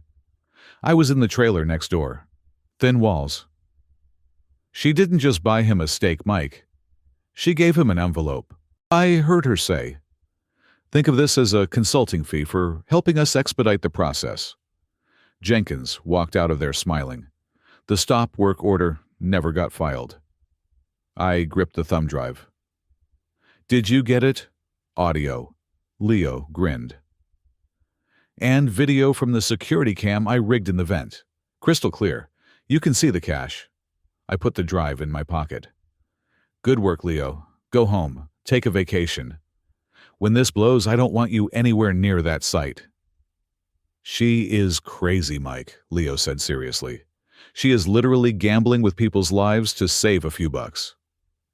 "She thinks she is untouchable," I said. "She thinks that because she is high up, she cannot fall. She forgot that gravity applies to everyone." We waited. The construction moved fast. Floor 16, floor 17, floor 18. Jessica was everywhere in the news. She was on the cover of Forbes. She was being interviewed on morning talk shows, talking about how she was reshaping the skyline. She looked invincible. She looked happy. Floor 19. I watched the financial reports. The bank released the second tranche of funding, $50 million. Jessica immediately signed contracts for the interior, finishing the marble lobbies, the gold-plated elevators. She spent the money before the ink was dry. Floor 20. It was time. But I did not send a lawsuit. Not yet. I wanted to send a message. I wanted her to know that the ghost was in the room with her. I spent an entire night in my workshop. I took a block of beautiful dark walnut wood. I carved it into a perfect scale model of the Titan Tower. It was about a foot tall, sleek, and twisting just like her design. But I made one modification. I carefully cut out the bottom section of the model, the foundation. I replaced it with nothing. The tower balanced precariously on a few thin, fragile toothpicks hidden in the center. It looked solid from the outside, but if you touched it, if you breathed on it too hard, it would wobble. I placed it in a black box. I wrote a note on a plain white card. I did not type it. I wrote it in my own handwriting, the handwriting she would recognize from the thousands of sticky notes I used to leave on the fridge. The note said, "Mind the altitude." I had a courier deliver it directly to her office at Vanguard Design. I paid extra for the hand-deliver-only service. I wasn't there when she opened it, but I can imagine the scene. She would be sitting in her glass-walled office feeling like the master of the universe. She would open the box expecting a gift from an admirer or a nervous vendor. She would see the beautiful wooden tower. She would smile, thinking it was a tribute to her genius. Then she would take it out. She would feel how light the bottom was. She would set it on her desk and she would watch it sway unstable, ready to topple. Then she would read the note. Mind the altitude, it wasn't a threat. It was a statement of fact. It was a reminder that no matter how high she built, she was standing on air. I checked the tracking number on my phone. Delivered 10:42 a.m. I took a sip of water. The trap was sprung. The money was spent. The crimes were documented. The forgery was on file. The bribery was on video. Jessica Vance was sitting on the 20th floor of a house of cards, and I was about to open the window. The wind arrived in November. It was not a hurricane, just a standard seasonal gale that swept in off the ocean, hitting the city, with gusts of around 40 to 50 miles per hour. For a well-engineered skyscraper, wind like that should have been nothing more than a gentle caress. A building, like the Titan Tower, was designed to sway, of course. Flexibility is the key to survival in structural engineering. You want the building to breathe, to move with the air currents like a reed in a river, dampening the energy before it can stress the frame. But the Titan Tower did not breathe. It shivered. The reports started coming in at 2 in the morning. Security guards on the upper levels reported a low-frequency hum, a vibration that rattled their teeth and made the coffee in their cups ripple, like the scene from a dinosaur movie. Then came the sound. It was a high-pitched whine, the sound of metal being tortured. It was the sound of cheap steel harmonics. The wind was hitting the curtain wall, and instead of the energy being absorbed by the flexible skeleton I had designed, it was being transferred directly into the rigid, brittle discount steel Jessica had swapped in. By dawn, the vibration was palpable on the street level. The media was already there. A piece of glass cladding had popped loose from the 30th floor and shattered on the sidewalk. Panic was spreading through the investor group like a virus. Jessica did exactly what I knew she would do. She panicked. And then she looked for someone to blame. She called an emergency board meeting for 10 o'clock that morning. The summons sent to Apex Holdings was aggressive. It stated that the foundation partner was required to appear immediately to explain the catastrophic failure of the base stabilization. She was going to frame us. She was going to stand in front of her nervous investors and claim that my concrete was soft, that my piles were shifting, and that Apex Holdings was liable for the entire disaster. I put on my suit. It was a charcoal gray, 3-piece tailor-made in London, cut to fit my shoulders perfectly. I chose a tie that was a deep blood-red silk. I put on my watch a heavy platinum piece that cost more than the house we used to live in. I looked in the mirror. The man looking back at me was not the carpenter who smelled of sawdust. He was a shark who smelled of blood. I drove myself to the Vanguard Design headquarters. I did not take a driver. I wanted to feel the steering wheel in my hands. The meeting was held in the Skybox, a glass-walled conference room on the top floor of Jessica's current building. It offered a panoramic view of the skyline, including the Titan Tower, which stood a few blocks away, surrounded by emergency vehicles. When I arrived at the reception desk on the executive floor, the assistant looked at me with wide eyes. She did not know who I was, but she knew money when she saw it. "I am here for the emergency meeting," I said, my voice low and smooth. "I am representing Apex Holdings." "Oh, yes," she stammered. "Ms. Vance is expecting she is expecting the legal team. You can go right in." I walked down the long corridor. I could hear Jessica's voice through the frosted glass doors of the conference room. She was shouting. "It is the concrete R," she was yelling. "I told you those people were incompetent. We are going to sue them for every penny. We are going to bury them. This is not a design flaw. This is a foundation failure." I paused at the door. I took a deep breath. This was the moment. 5 years of silence, 5 years of working in the dark, 5 years of being the scaffolding. I pushed the double doors open. The room fell silent. There were 12 people around the massive oval table. Lawyers, major investors, the trembling chief financial officer, and Jessica. She was standing at the head of the table, pointing at a diagram of the foundation. She looked haggard. Her hair was slightly messy, her eyes manic. She turned to look at the intruder. For a solid 10 seconds, she just stared. Her brain could not process what her eyes were seeing. She saw Michael. Her name is Michael. But she did not see the Michael she knew. She saw a man who looked like he owned the building she was standing in. Then the denial kicked in. Her mind grasped for the only logical explanation that fit her worldview. "Michael!" She breathed the name slipping out like a curse. She blinked, looking past me into the hallway. "What are you doing here?" she asked, her voice trembling with a mix of confusion and irritation. "Did the president of Apex send you? Are you his driver? Or did you get a job as a courier?" The room was deadly quiet. The investors looked from her to me, confused by the familiarity. I did not answer. I walked into the room. The sound of my leather shoes on the polished floor was rhythmic, confident. I walked past the gaping lawyers. I walked past the sweating financial officers. I walked straight to the empty chair at the opposite end of the table, the seat reserved for the principal partner. Jessica's face twisted in outrage. "Michael, get away from that chair. Have you lost your mind? Security. Someone call security. My ex-husband has broken in, and—" I pulled the chair out and sat down.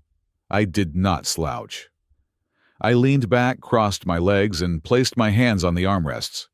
I looked her dead in the eye. "Sit down, Jessica," I said.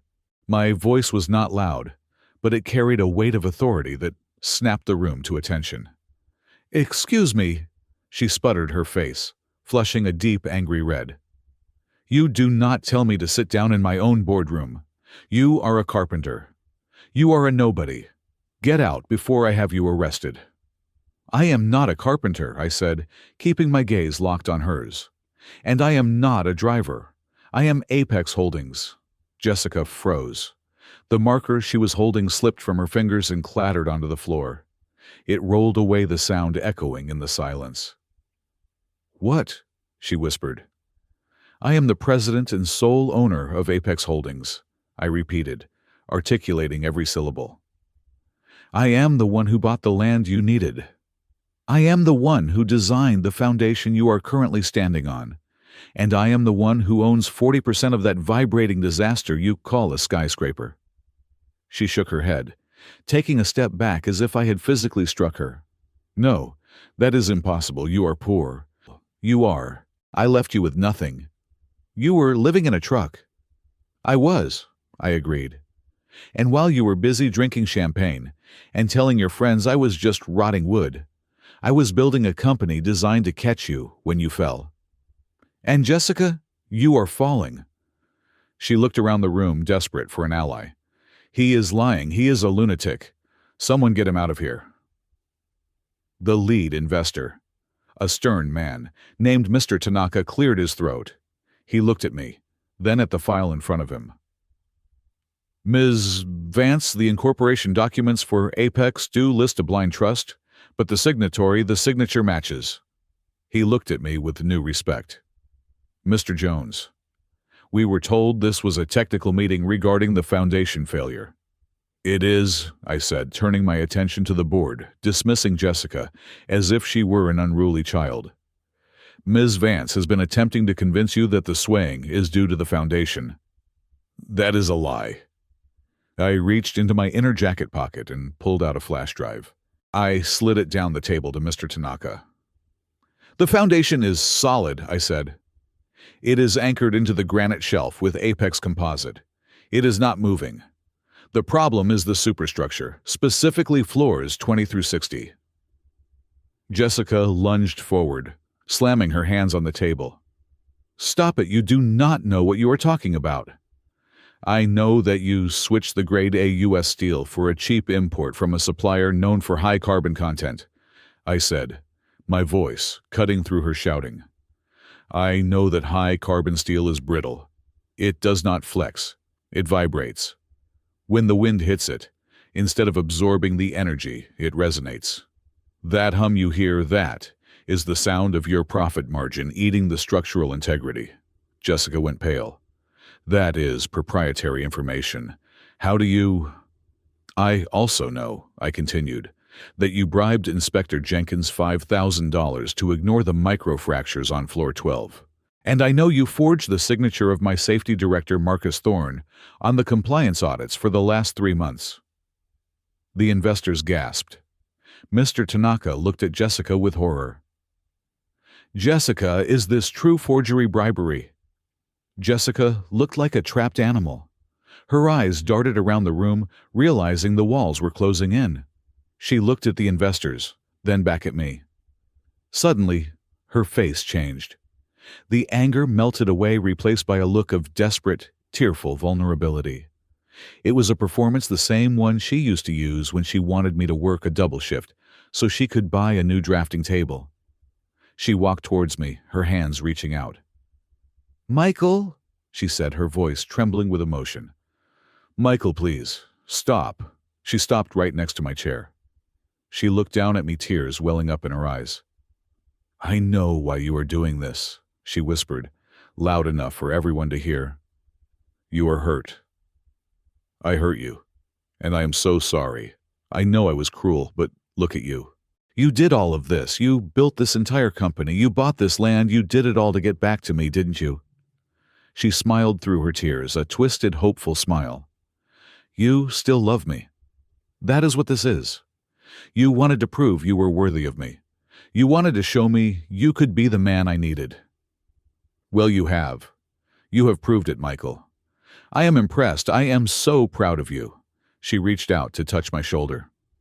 "We can fix this, together. Just like the old days. You and me, we can run this company. We can save the tower. Please, Michael, don't destroy us because you are heartbroken." The room held its breath. It was a compelling narrative, the scorned lover returning to win back the queen. For a second, I saw the old Michael, the one who would have melted at her touch, the one who would have given anything for that look of approval. But that Michael was dead. He died in a cold apartment with a torn check on the table. I stood up. She took a step back, startled by the sudden movement. I did not look angry. I did not look sad. I looked at her with the same interest I would show a cracked sidewalk. "Jessica," I said softly, "you are hallucinating." "What?" She blinked. "I did not do this for you," I said. "I did not build a multinational corporation to impress a woman who thinks people are disposable. I did not spend 5 years sleeping 4 hours a night to win back a wife who left me because I was poor." I stepped closer to her. She shrank away. "I did this for profit," I said coldly. "I did it because I saw an inefficiency in the market. You were the inefficiency. You are bad for business. You are reckless, you are arrogant, and you are a liability." I turned to the investors. "And I did it for justice. Because people like you think you can build your castles on the backs of people like me and then kick the ladder away. Well, I am the ladder, Jessica, and I am walking away." I looked back at her. Back. The hope in her eyes died, replaced by a cold, hard terror. "You have violated 14 separate clauses of our partnership agreement," I declared. "Clause 17 specifically states that in the event of gross negligence, criminal misconduct, or safety failures, Apex Holdings has the right to assume immediate executive control of the project to protect its asset." I pulled a document from my jacket pocket and dropped it on the table. "This is the takeover notice," I said. "Effective immediately, you are removed as the lead architect and CEO of the Titan project. Security will escort you from the building. Do not touch your computer. Do not touch your files. You are done." Jessica stared at the paper. She shook her head, her mouth opening and closing like a fish out of water. "You can't," she stammered. "This is my tower. My name is on the press release. And my steel is in the columns," I said. "And right now, my steel is the only thing keeping your legacy from collapsing into the street." I looked at the security guards standing by the door. I nodded to them. "Escort Miss Vance out," I said. "No!" Jessica screamed as the guards moved forward. She lunged at me, her nails aiming for my face. "You bastard, you planned this, you set me up. I built this me." I caught her wrist in midair. My grip was strong, carpenter strong. I held her there for a second, letting her feel the strength she had mocked.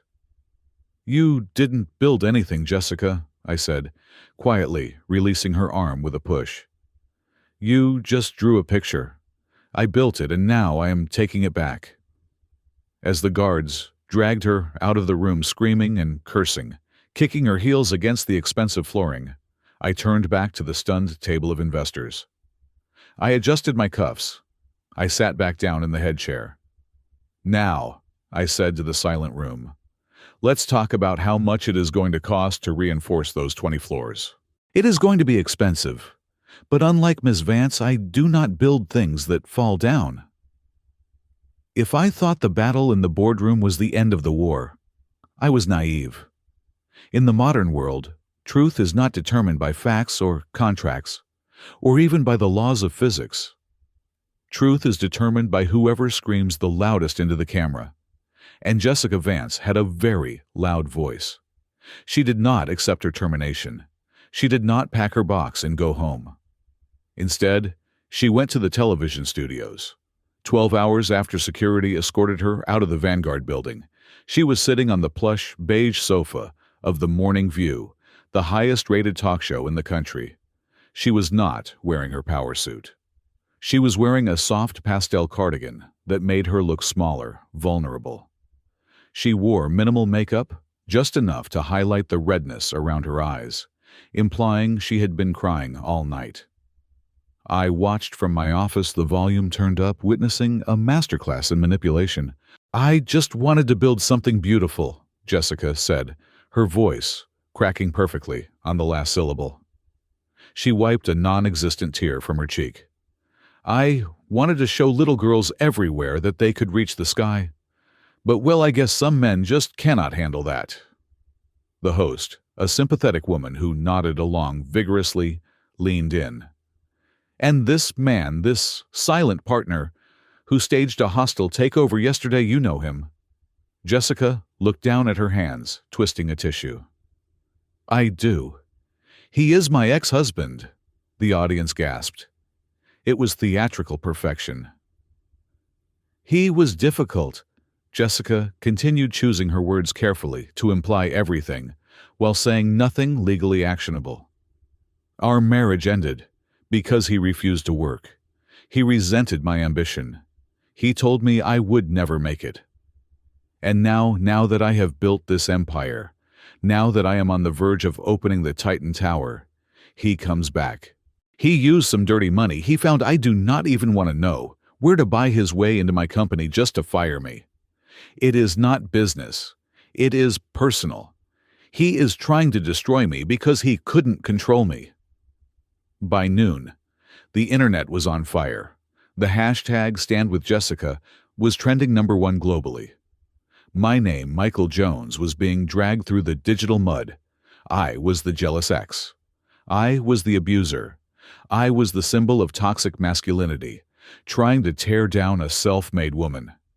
People who had never met me, who knew nothing about structural engineering or corporate law, were calling for my head.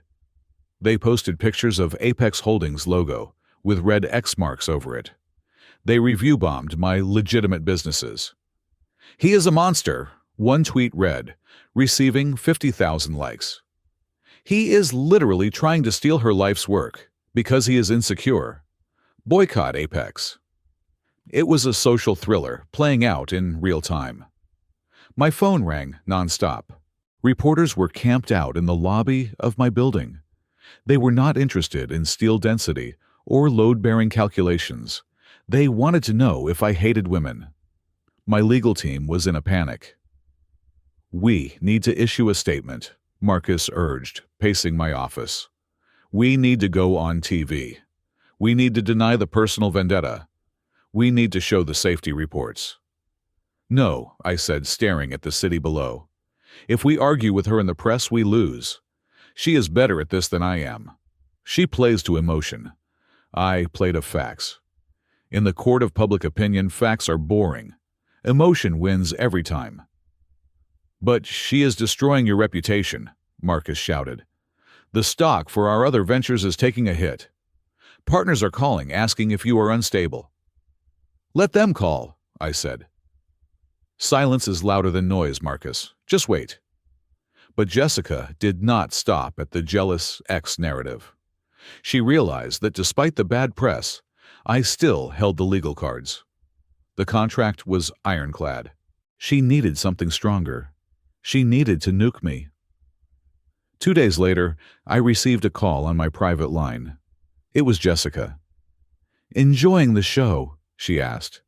Her voice was not the weepy broken voice from the morning show. It was cold, hard, and triumphant. "You are digging a hole, Jessica," I said. "Every lie you tell is just another shovel of dirt." "I am winning, Michael," she laughed. "The board is terrified of the public backlash. They are talking about reinstating me just to stop the bleeding. Vanguard stock is wobbling, but my approval rating is through the roof. I am a martyr." "You are a fraud," I corrected. "And the building is still vibrating." "Nobody cares about the building," she snapped. "They care about the story. And here is the plot twist, Michael. If you do not tear up that takeover notice and sign full control back to me by tomorrow morning, I am going to release a new story." "Go ahead," I said. "What is it this time?" "That I kicked a puppy." "No," she said, her voice dropping to a sinister whisper. "Domestic violence. I will tell them you hit me. I will tell them I had to wear long sleeves for years to hide the bruises. I will paint you as a batterer, Michael. And in this climate you will be finished. You will be a pariah. No one will do business with you. You will be toxic radioactive waste." I felt a cold rage settle in my chest. I had never raised a hand to her. I had worked myself to the bone for her. I had sold my truck for her. The idea that she would weaponize the suffering of real victims just to save her career was a new low even for her. "You have no proof," I said. "Because it never happened." "I don't need proof," she replied. "I just need tears. I am a very good actress, Michael. You saw the morning show. Imagine what I can do with a bruise kit and a primetime interview." She hung up. I sat there in the silence of my office. This was it. She had crossed the line from corporate warfare to total personal destruction. She was willing to destroy my life completely to keep her tower. I picked up my phone. I did not call the press. I did not call a lawyer to sue for defamation. I called the only people who mattered. "Get me the president of the National Society of Professional Engineers," I told my assistant. "And then get me a private room at the Obsidian Club. I need to meet with Mr. Tanaka and the Vanguard board. Tonight, midnight. Tell them to come alone." While Jessica was busy doing photo shoots for magazines styling herself as a survivor, I went to work. I compiled a dossier. It was not a thin file. It was 300 pages of technical data. It contained the spectrographic analysis of the cheap steel she had installed. It contained the vibration logs. It contained the email chain where she authorized the bribe to Inspector Jenkins. It contained the forged safety documents. I sent this dossier to the National Society of Professional Engineers via courier. I did not ask them to judge my character. I asked them to judge the math. Engineers do not care about sob stories. They care about gravity. They care about tensile strength. When they saw what she had done to that building, no amount of crying on TV would save her license. At midnight, I walked into the private room at the Obsidian Club. It was dark, smelling of old leather and cigar smoke. Mr. Tanaka and 3 other major investors were waiting. They looked tired. They looked scared. They were watching their money evaporate in a media circus. "Mr. Jones," Tanaka said, not standing up, "you have made a mess of things. The public hates you. Why should we listen to a word you say?" "Because the public does not sign your checks," I said, sitting down. "And because the public is not going to be standing on the sidewalk when a sheet of glass weighing 200 pounds detaches from the 40th floor and kills a pedestrian." I placed a single sheet of paper on the table.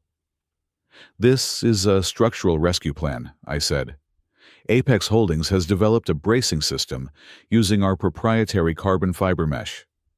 We can retrofit the 20 compromised floors from the inside. We can stop the vibration. We can save the tower." Tanaka looked at the paper. "And the cost? $40 million, I said. "I will pay for half of it myself." The investors exchanged looks. This was a lifeline. But, I added, my voice hardening, there is a condition. Jessica, Tanaka guessed. She goes, I said. And not just goes. She is erased from the project. No golden parachute, no consulting fee. She steps down, admits to health reasons, and disappears. If she stays, I walk. I pull my steel, I pull my patent, and I let the city condemn the building. You will lose $600 million by next Tuesday. We cannot just fire her, one investor argued. She has the public on her side. She has the corrupt zoning commissioner in her pocket. If we fire her now, she will burn the company down. She is already burning it down, I said. She just hasn't smelled the smoke yet. You need to make a choice. Do you want to be popular or do you want to be solvent? I left them to argue. I knew they would choose the money. They always choose the money. But Jessica was not idle. She sensed that the board was wavering. She needed to deliver on her threat. She hired a team of private investigators, the best money could buy. She gave them a blank check. Find the dirt, she ordered them. Dig into those 5 years he was gone. Find the drugs. Find the women. Find the illegal deals. I want to know where he got the money. I want to know who he stepped on. Bring me something I can use to send him to jail. For 3 days, her investigators turned my life inside out. They went to the shipyard where I had welded hulls in the freezing rain. They went to the warehouse where I had lifted crates until my back gave out. They interviewed my old landlords. They dug through the trash of my old office. And they found nothing. They found that I worked 18 hours a day. They found that I paid my rent early. They found that on Sundays, I used to volunteer at a soup kitchen because I knew what it was like to be hungry. They found that I had quietly paid off the medical bills of a co-worker whose kid had leukemia. They found that I spent my nights in the library reading until the librarians kicked me out. There were no drugs. There were no prostitutes. There were no shady deals. There was only a man who had worked harder than anyone else in the city. One of the investigators, a grizzled ex-cop, reported back to Jessica. I heard about this later from Leo, who still had ears in her office. We got nothing, Ms. Vance, the investigator said. The guy is a saint. He is a ghost. He just worked and studied. That's it. That is impossible, Jessica had screamed, throwing a vase against the wall. Everyone has secrets. Look harder. Make something up if you have to. I am not going to jail for perjury, the investigator said. I am done. You are on your own. Jessica was cornered. Her media narrative was holding, but the foundation of her lies was cracking. She had played the victim card, the gender card, and the abuse card was ready to be played, but she had no evidence to back it up. Then came the summons. The city council, alarmed by the reports of the swaying tower, and the media frenzy, called for a public hearing. It was scheduled for Friday morning. It was to be a televised showdown. The fate of the Titan Tower and Jessica's career would be decided in front of the entire city. Jessica thought this was her moment. She believed she could charm the council members, many of whom she had dined with, and use her public support to crush me once and for all. She prepared a speech about innovation and persecution. She prepared to cry on cue. I prepared a box. It was a small steel box. Inside, it was a digital recorder that Leo had used at a party 5 years ago, and a stack of printed emails, and the verified audio of her bribing the inspector. This was the silver bullet. The night before the hearing, I stood on the balcony of my apartment looking at the Titan Tower in the distance. The wind was blowing again. I could almost hear the steel groaning from here. My phone buzzed. It was a text from Jessica. Last chance, Michael. Withdraw your claim, or I destroy you tomorrow. I will tell the world you beat me. I will make sure you never work again. I looked at the text. I didn't feel anger anymore. I felt pity. She was a woman standing on the edge of a cliff, threatening the gravity that was about to pull her down. I typed a reply. See you in court, Jessica. Wear something comfortable. It is a long fall. I put the phone away. I checked the contents of the steel box one last time. Every piece of evidence was in order. Every lie she had told was about to collide with the truth. The media war had been loud. The social media attacks had been vicious. But tomorrow, the noise would stop. Tomorrow, the only thing people would hear would be the sound of a reputation shattering into a million pieces. I went to sleep. For the first time in 5 years, I slept without setting an alarm. I knew I would wake up ready.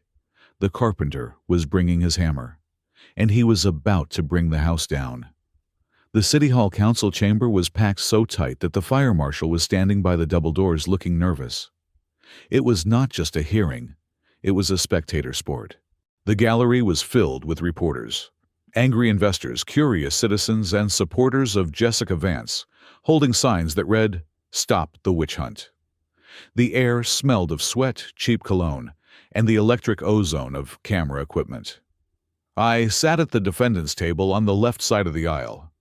I was alone, save for Marcus, my legal counsel, who was arranging stacks of files with the precision of a surgeon preparing for an operation.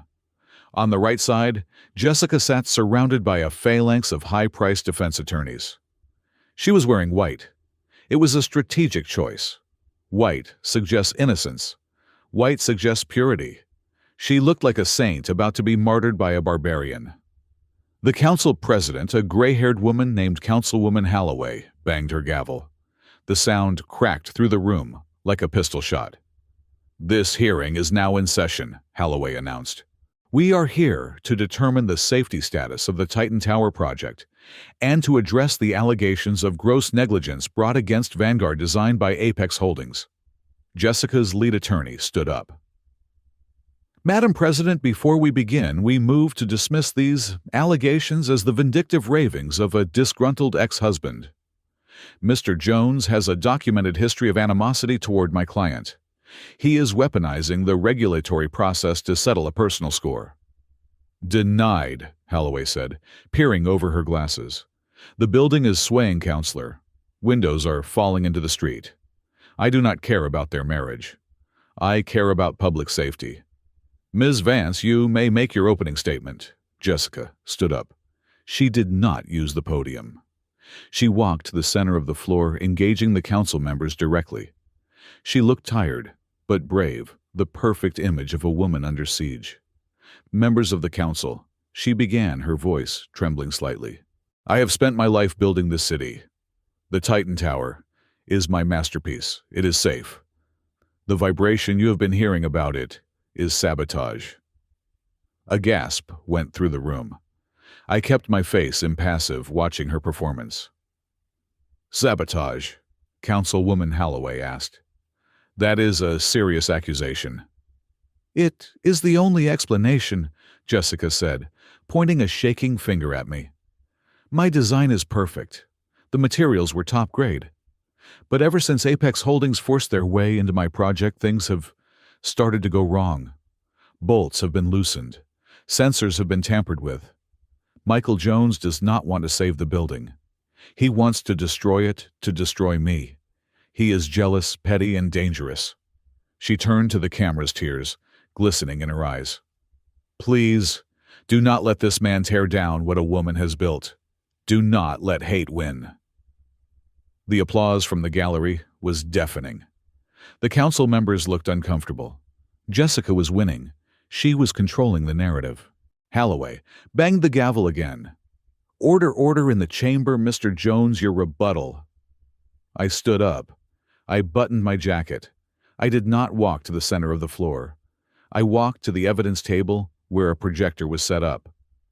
"I am not here to talk about feelings," I said into the microphone.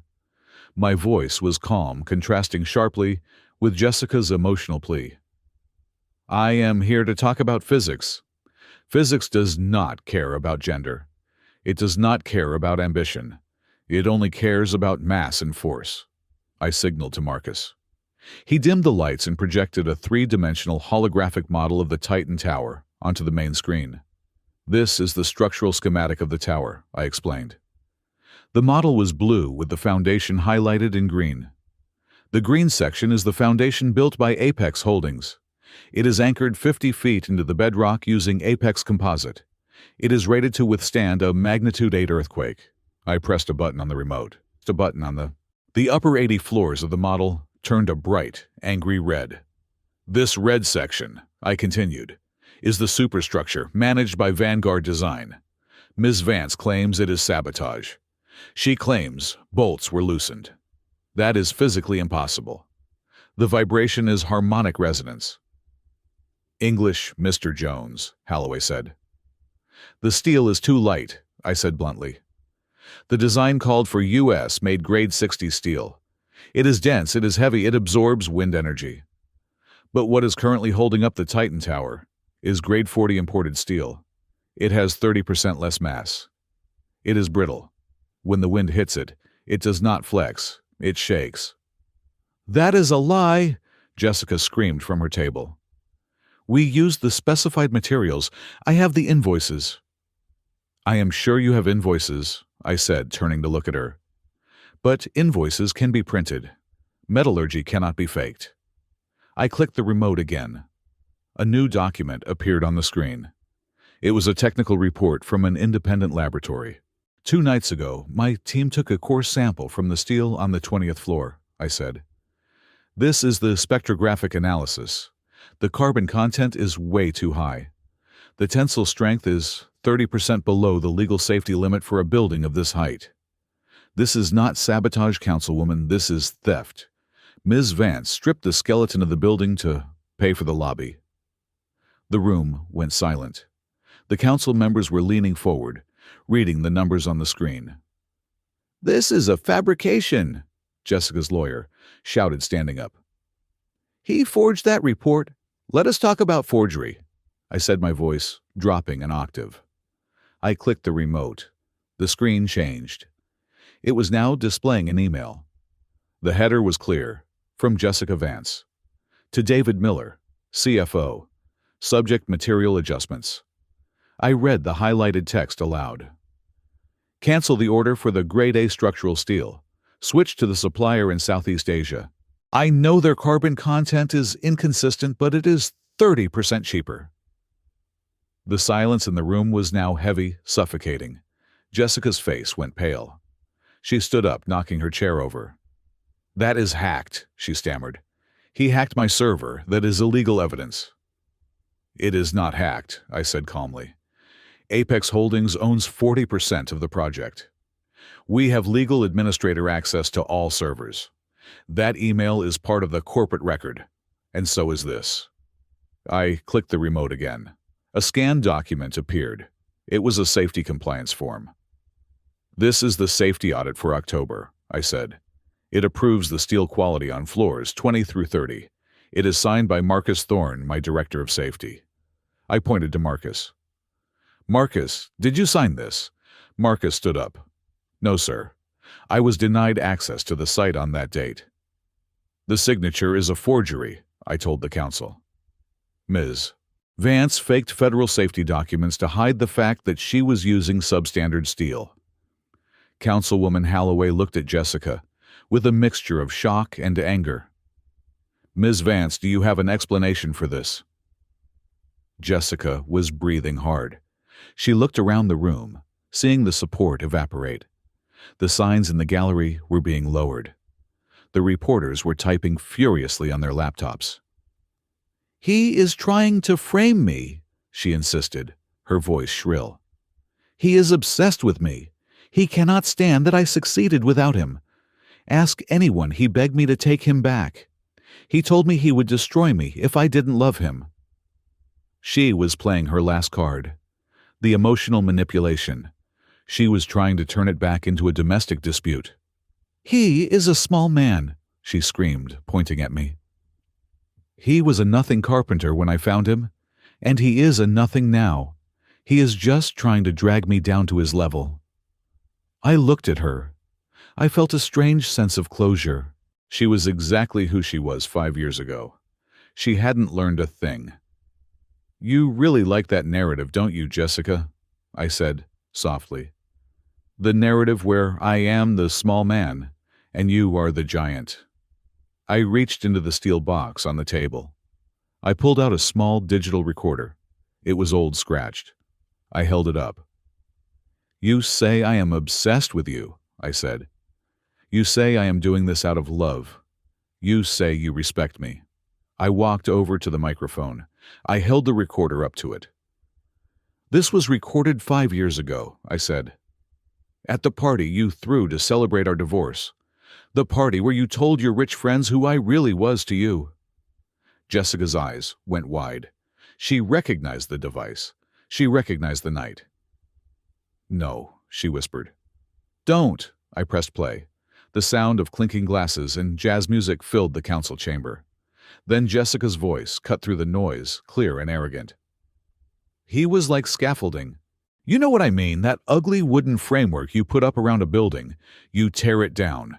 You rip it apart plank by plank, and you throw it in the dumpster. Because that is where it belongs. The entire room gasped. It was visceral. The cruelty in her voice was undeniable. The recording continued. The poor, the weak, the ones who cannot keep up, they should know their place. And their place is under the heel of the winner. I clicked the stop button. The silence that followed was total. It was the silence of a tomb. I looked at the council. I looked at the investors, who were now staring at Jessica with open disgust. Then I looked at Jessica. She was white as a sheet, trembling, holding on to the edge of the table to keep from collapsing. You treat people like scaffolding, Jessica, I said into the microphone. You think you can use them to climb and then discard them when you reach the top. You think we don't matter, because we work with our hands. You think we are trash. I took a step closer to her. But you forgot the most basic rule of construction, I said. The scaffolding is the only thing holding you up while you build. If you tear it down before the structure is solid, you don't just lose the wood. You lose the building. I paused, letting the words hang in the air. I was your scaffolding, I said. I held you up. I paid your bills. I supported your dreams. And when you stood on top of the world, you kicked me out. You thought you could stand on air. But today, Jessica, gravity is calling in the debt. You are not the winner. You are just falling. Jessica opened her mouth to speak, but no sound came out. She looked at her lawyers, but they were packing up their briefcases. They knew it was over. Suddenly, the doors at the back of the chamber burst open. 6 men in dark suits with badges on their belts marched in. They were not regular police. They were agents from the Economic Crimes Division. The lead agent walked straight to Jessica's table. Jessica Vance, he said, his voice booming. You are under arrest for federal wire fraud, bribery of a public official, and gross negligence endangering public safety. Jessica screamed as he grabbed her wrist. No, you can't touch me. I am the queen of architecture. I am a genius. You are a criminal, the agent said, spinning her around and slapping the handcuffs on her wrists. The metallic click was the loudest sound in the room. The investors stood up and walked out. Mr. Tanaka paused as he passed me. He nodded once. Save the building, Mr. Jones. I will, I said. I watched as they dragged Jessica out. She was kicking and screaming, her white suit, rumpled her hair coming undone. She looked back at me one last time. Her eyes were filled with hate, but also with a terrifying realization. She finally saw me. She finally saw the wall she had run into. As the doors closed behind her, the council president banged the gavel. Hearing adjourned, she said. Control of the Titan project is hereby transferred to Apex Holdings, effective immediately. I stood there for a moment listening to the chaos of the reporters shouting questions. I didn't answer them. I picked up the old recorder and put it back in my pocket. I picked up my files. I walked out of the chamber not as a victor, but as a builder who had a lot of work to do. The storm was over. The scaffolding had held. Now it was time to fix the mess she had left behind. The collapse of Vanguard Design was not a slow decline. It was a demolition. When the structural integrity of a building fails, gravity takes over instantly. The same laws applied to Jessica's empire. Following her arrest in the council chamber, the illusion of her success shattered. The banks, realizing their loans were secured by fraudulent safety reports, and a swaying tower, called in their debts immediately. The investors, those men in expensive suits who had cheered for her just days before, sued her for breach of fiduciary duty. Vanguard Design filed for Chapter 7 bankruptcy 48 hours after the hearing. It was a total liquidation. Jessica avoided prison, but only barely. Her legal team managed to cut a plea deal that traded jail time for a complete admission of guilt and a suspended sentence of 5 years. But the court was not lenient with her wallet. She was hit with a restitution order of $12 million to cover the costs of the fraud and the safety retrofitting. She didn't have $12 million. She didn't even have 12,000. I watched from a distance as the auctioneers descended on her life. They sold her penthouse. They sold the furniture. They sold the art collection she loved to brag about. They even sold her wardrobe. The Golden Spire. Award the trophy she had valued more than our marriage was sold in a lot, with 3 desk lamps for $50. She was stripped clean. The high society that she had desperation to impress did exactly what I knew they would do. They amputated her. She was a social leper. No firm would hire her. No gala would invite her. The friends who had laughed at her jokes about me at that party pretend they had never met her. She was left alone in the wreckage of her own arrogance. As for the tower, it was an orphan. It stood half-finished, a dangerous eyesore in the middle of the city. The city council was days away from ordering a controlled demolition. That was when I stepped in. I bought the entire project from the bankruptcy court for pennies on the dollar. I paid $40 million for a project that had cost $300 million to build. It was the steal of the century. I did not keep the name Titan Tower. That name represented ego. It represented a desire to dominate the sky. I renamed it the Phoenix Center. I spent the next year fixing her mistakes. We did not tear it down. We healed it. My team at Apex Holdings went in and installed the carbon fiber bracing system I had proposed. We reinforced the 20 compromised floors. We stripped away the flashy, gold-plated exterior she had planned and replaced it with high-efficiency solar glass and vertical gardens. The Phoenix Center became a model of sustainable engineering. It wasn't just tall, it was smart. It breathed. It generated its own power. It was solid. I moved the headquarters of Apex Holdings to the top floor. I sat in the office that was supposed to be hers, but I did not fill it with expensive art or velvet furniture. I kept it simple. A large desk, a drafting table, and a view of the city I had helped build. 6 months after the grand opening on a Tuesday afternoon in November, I was leaving the building. It was a gray, blustery day, much like the day she had kicked me out 5 years ago. The wind was whipping around the plaza, stripping the last leaves from the trees. I walked out of the revolving doors, buttoning my wool coat. My driver was waiting at the curb with the engine running. I stopped. Standing just outside the perimeter fence, near the employee entrance, was a woman. She was wearing a coat that was too thin for the weather. It was a cheap beige trench coat, stained at the hem. She wore a scarf, wrapped tight around her head, but a few strands of hair had escaped. They were gray. Not the stylish silver of a salon job, but the dull, wiry gray of stress and neglect. She was holding a plastic bag full of flyers. She looked like she was waiting for a bus or perhaps waiting for the world to end. It took me a moment to recognize her. The posture was slumped.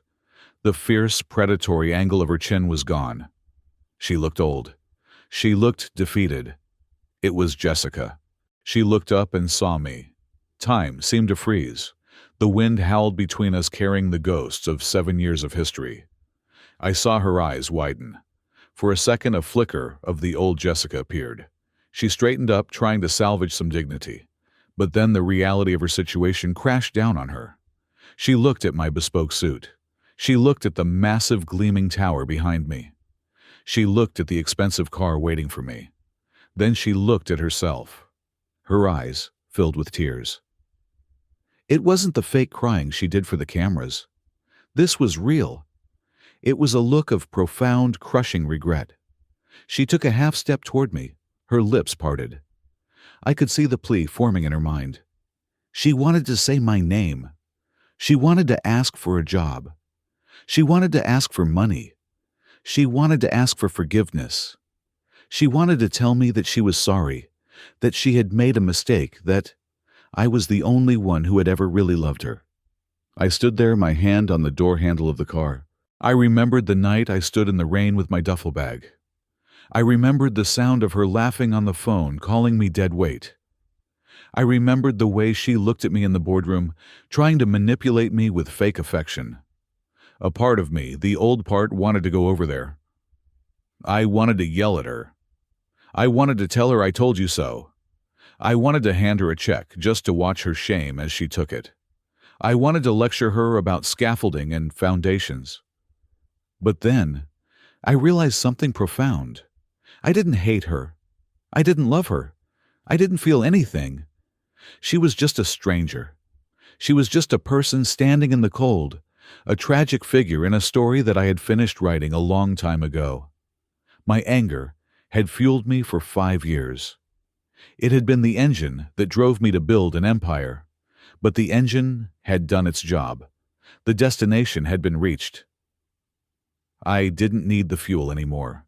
To scream at her would be to acknowledge that she still had power over my emotions. To help her would be to insult the journey I had taken. So, I did the only thing that felt right. I looked her in the eye.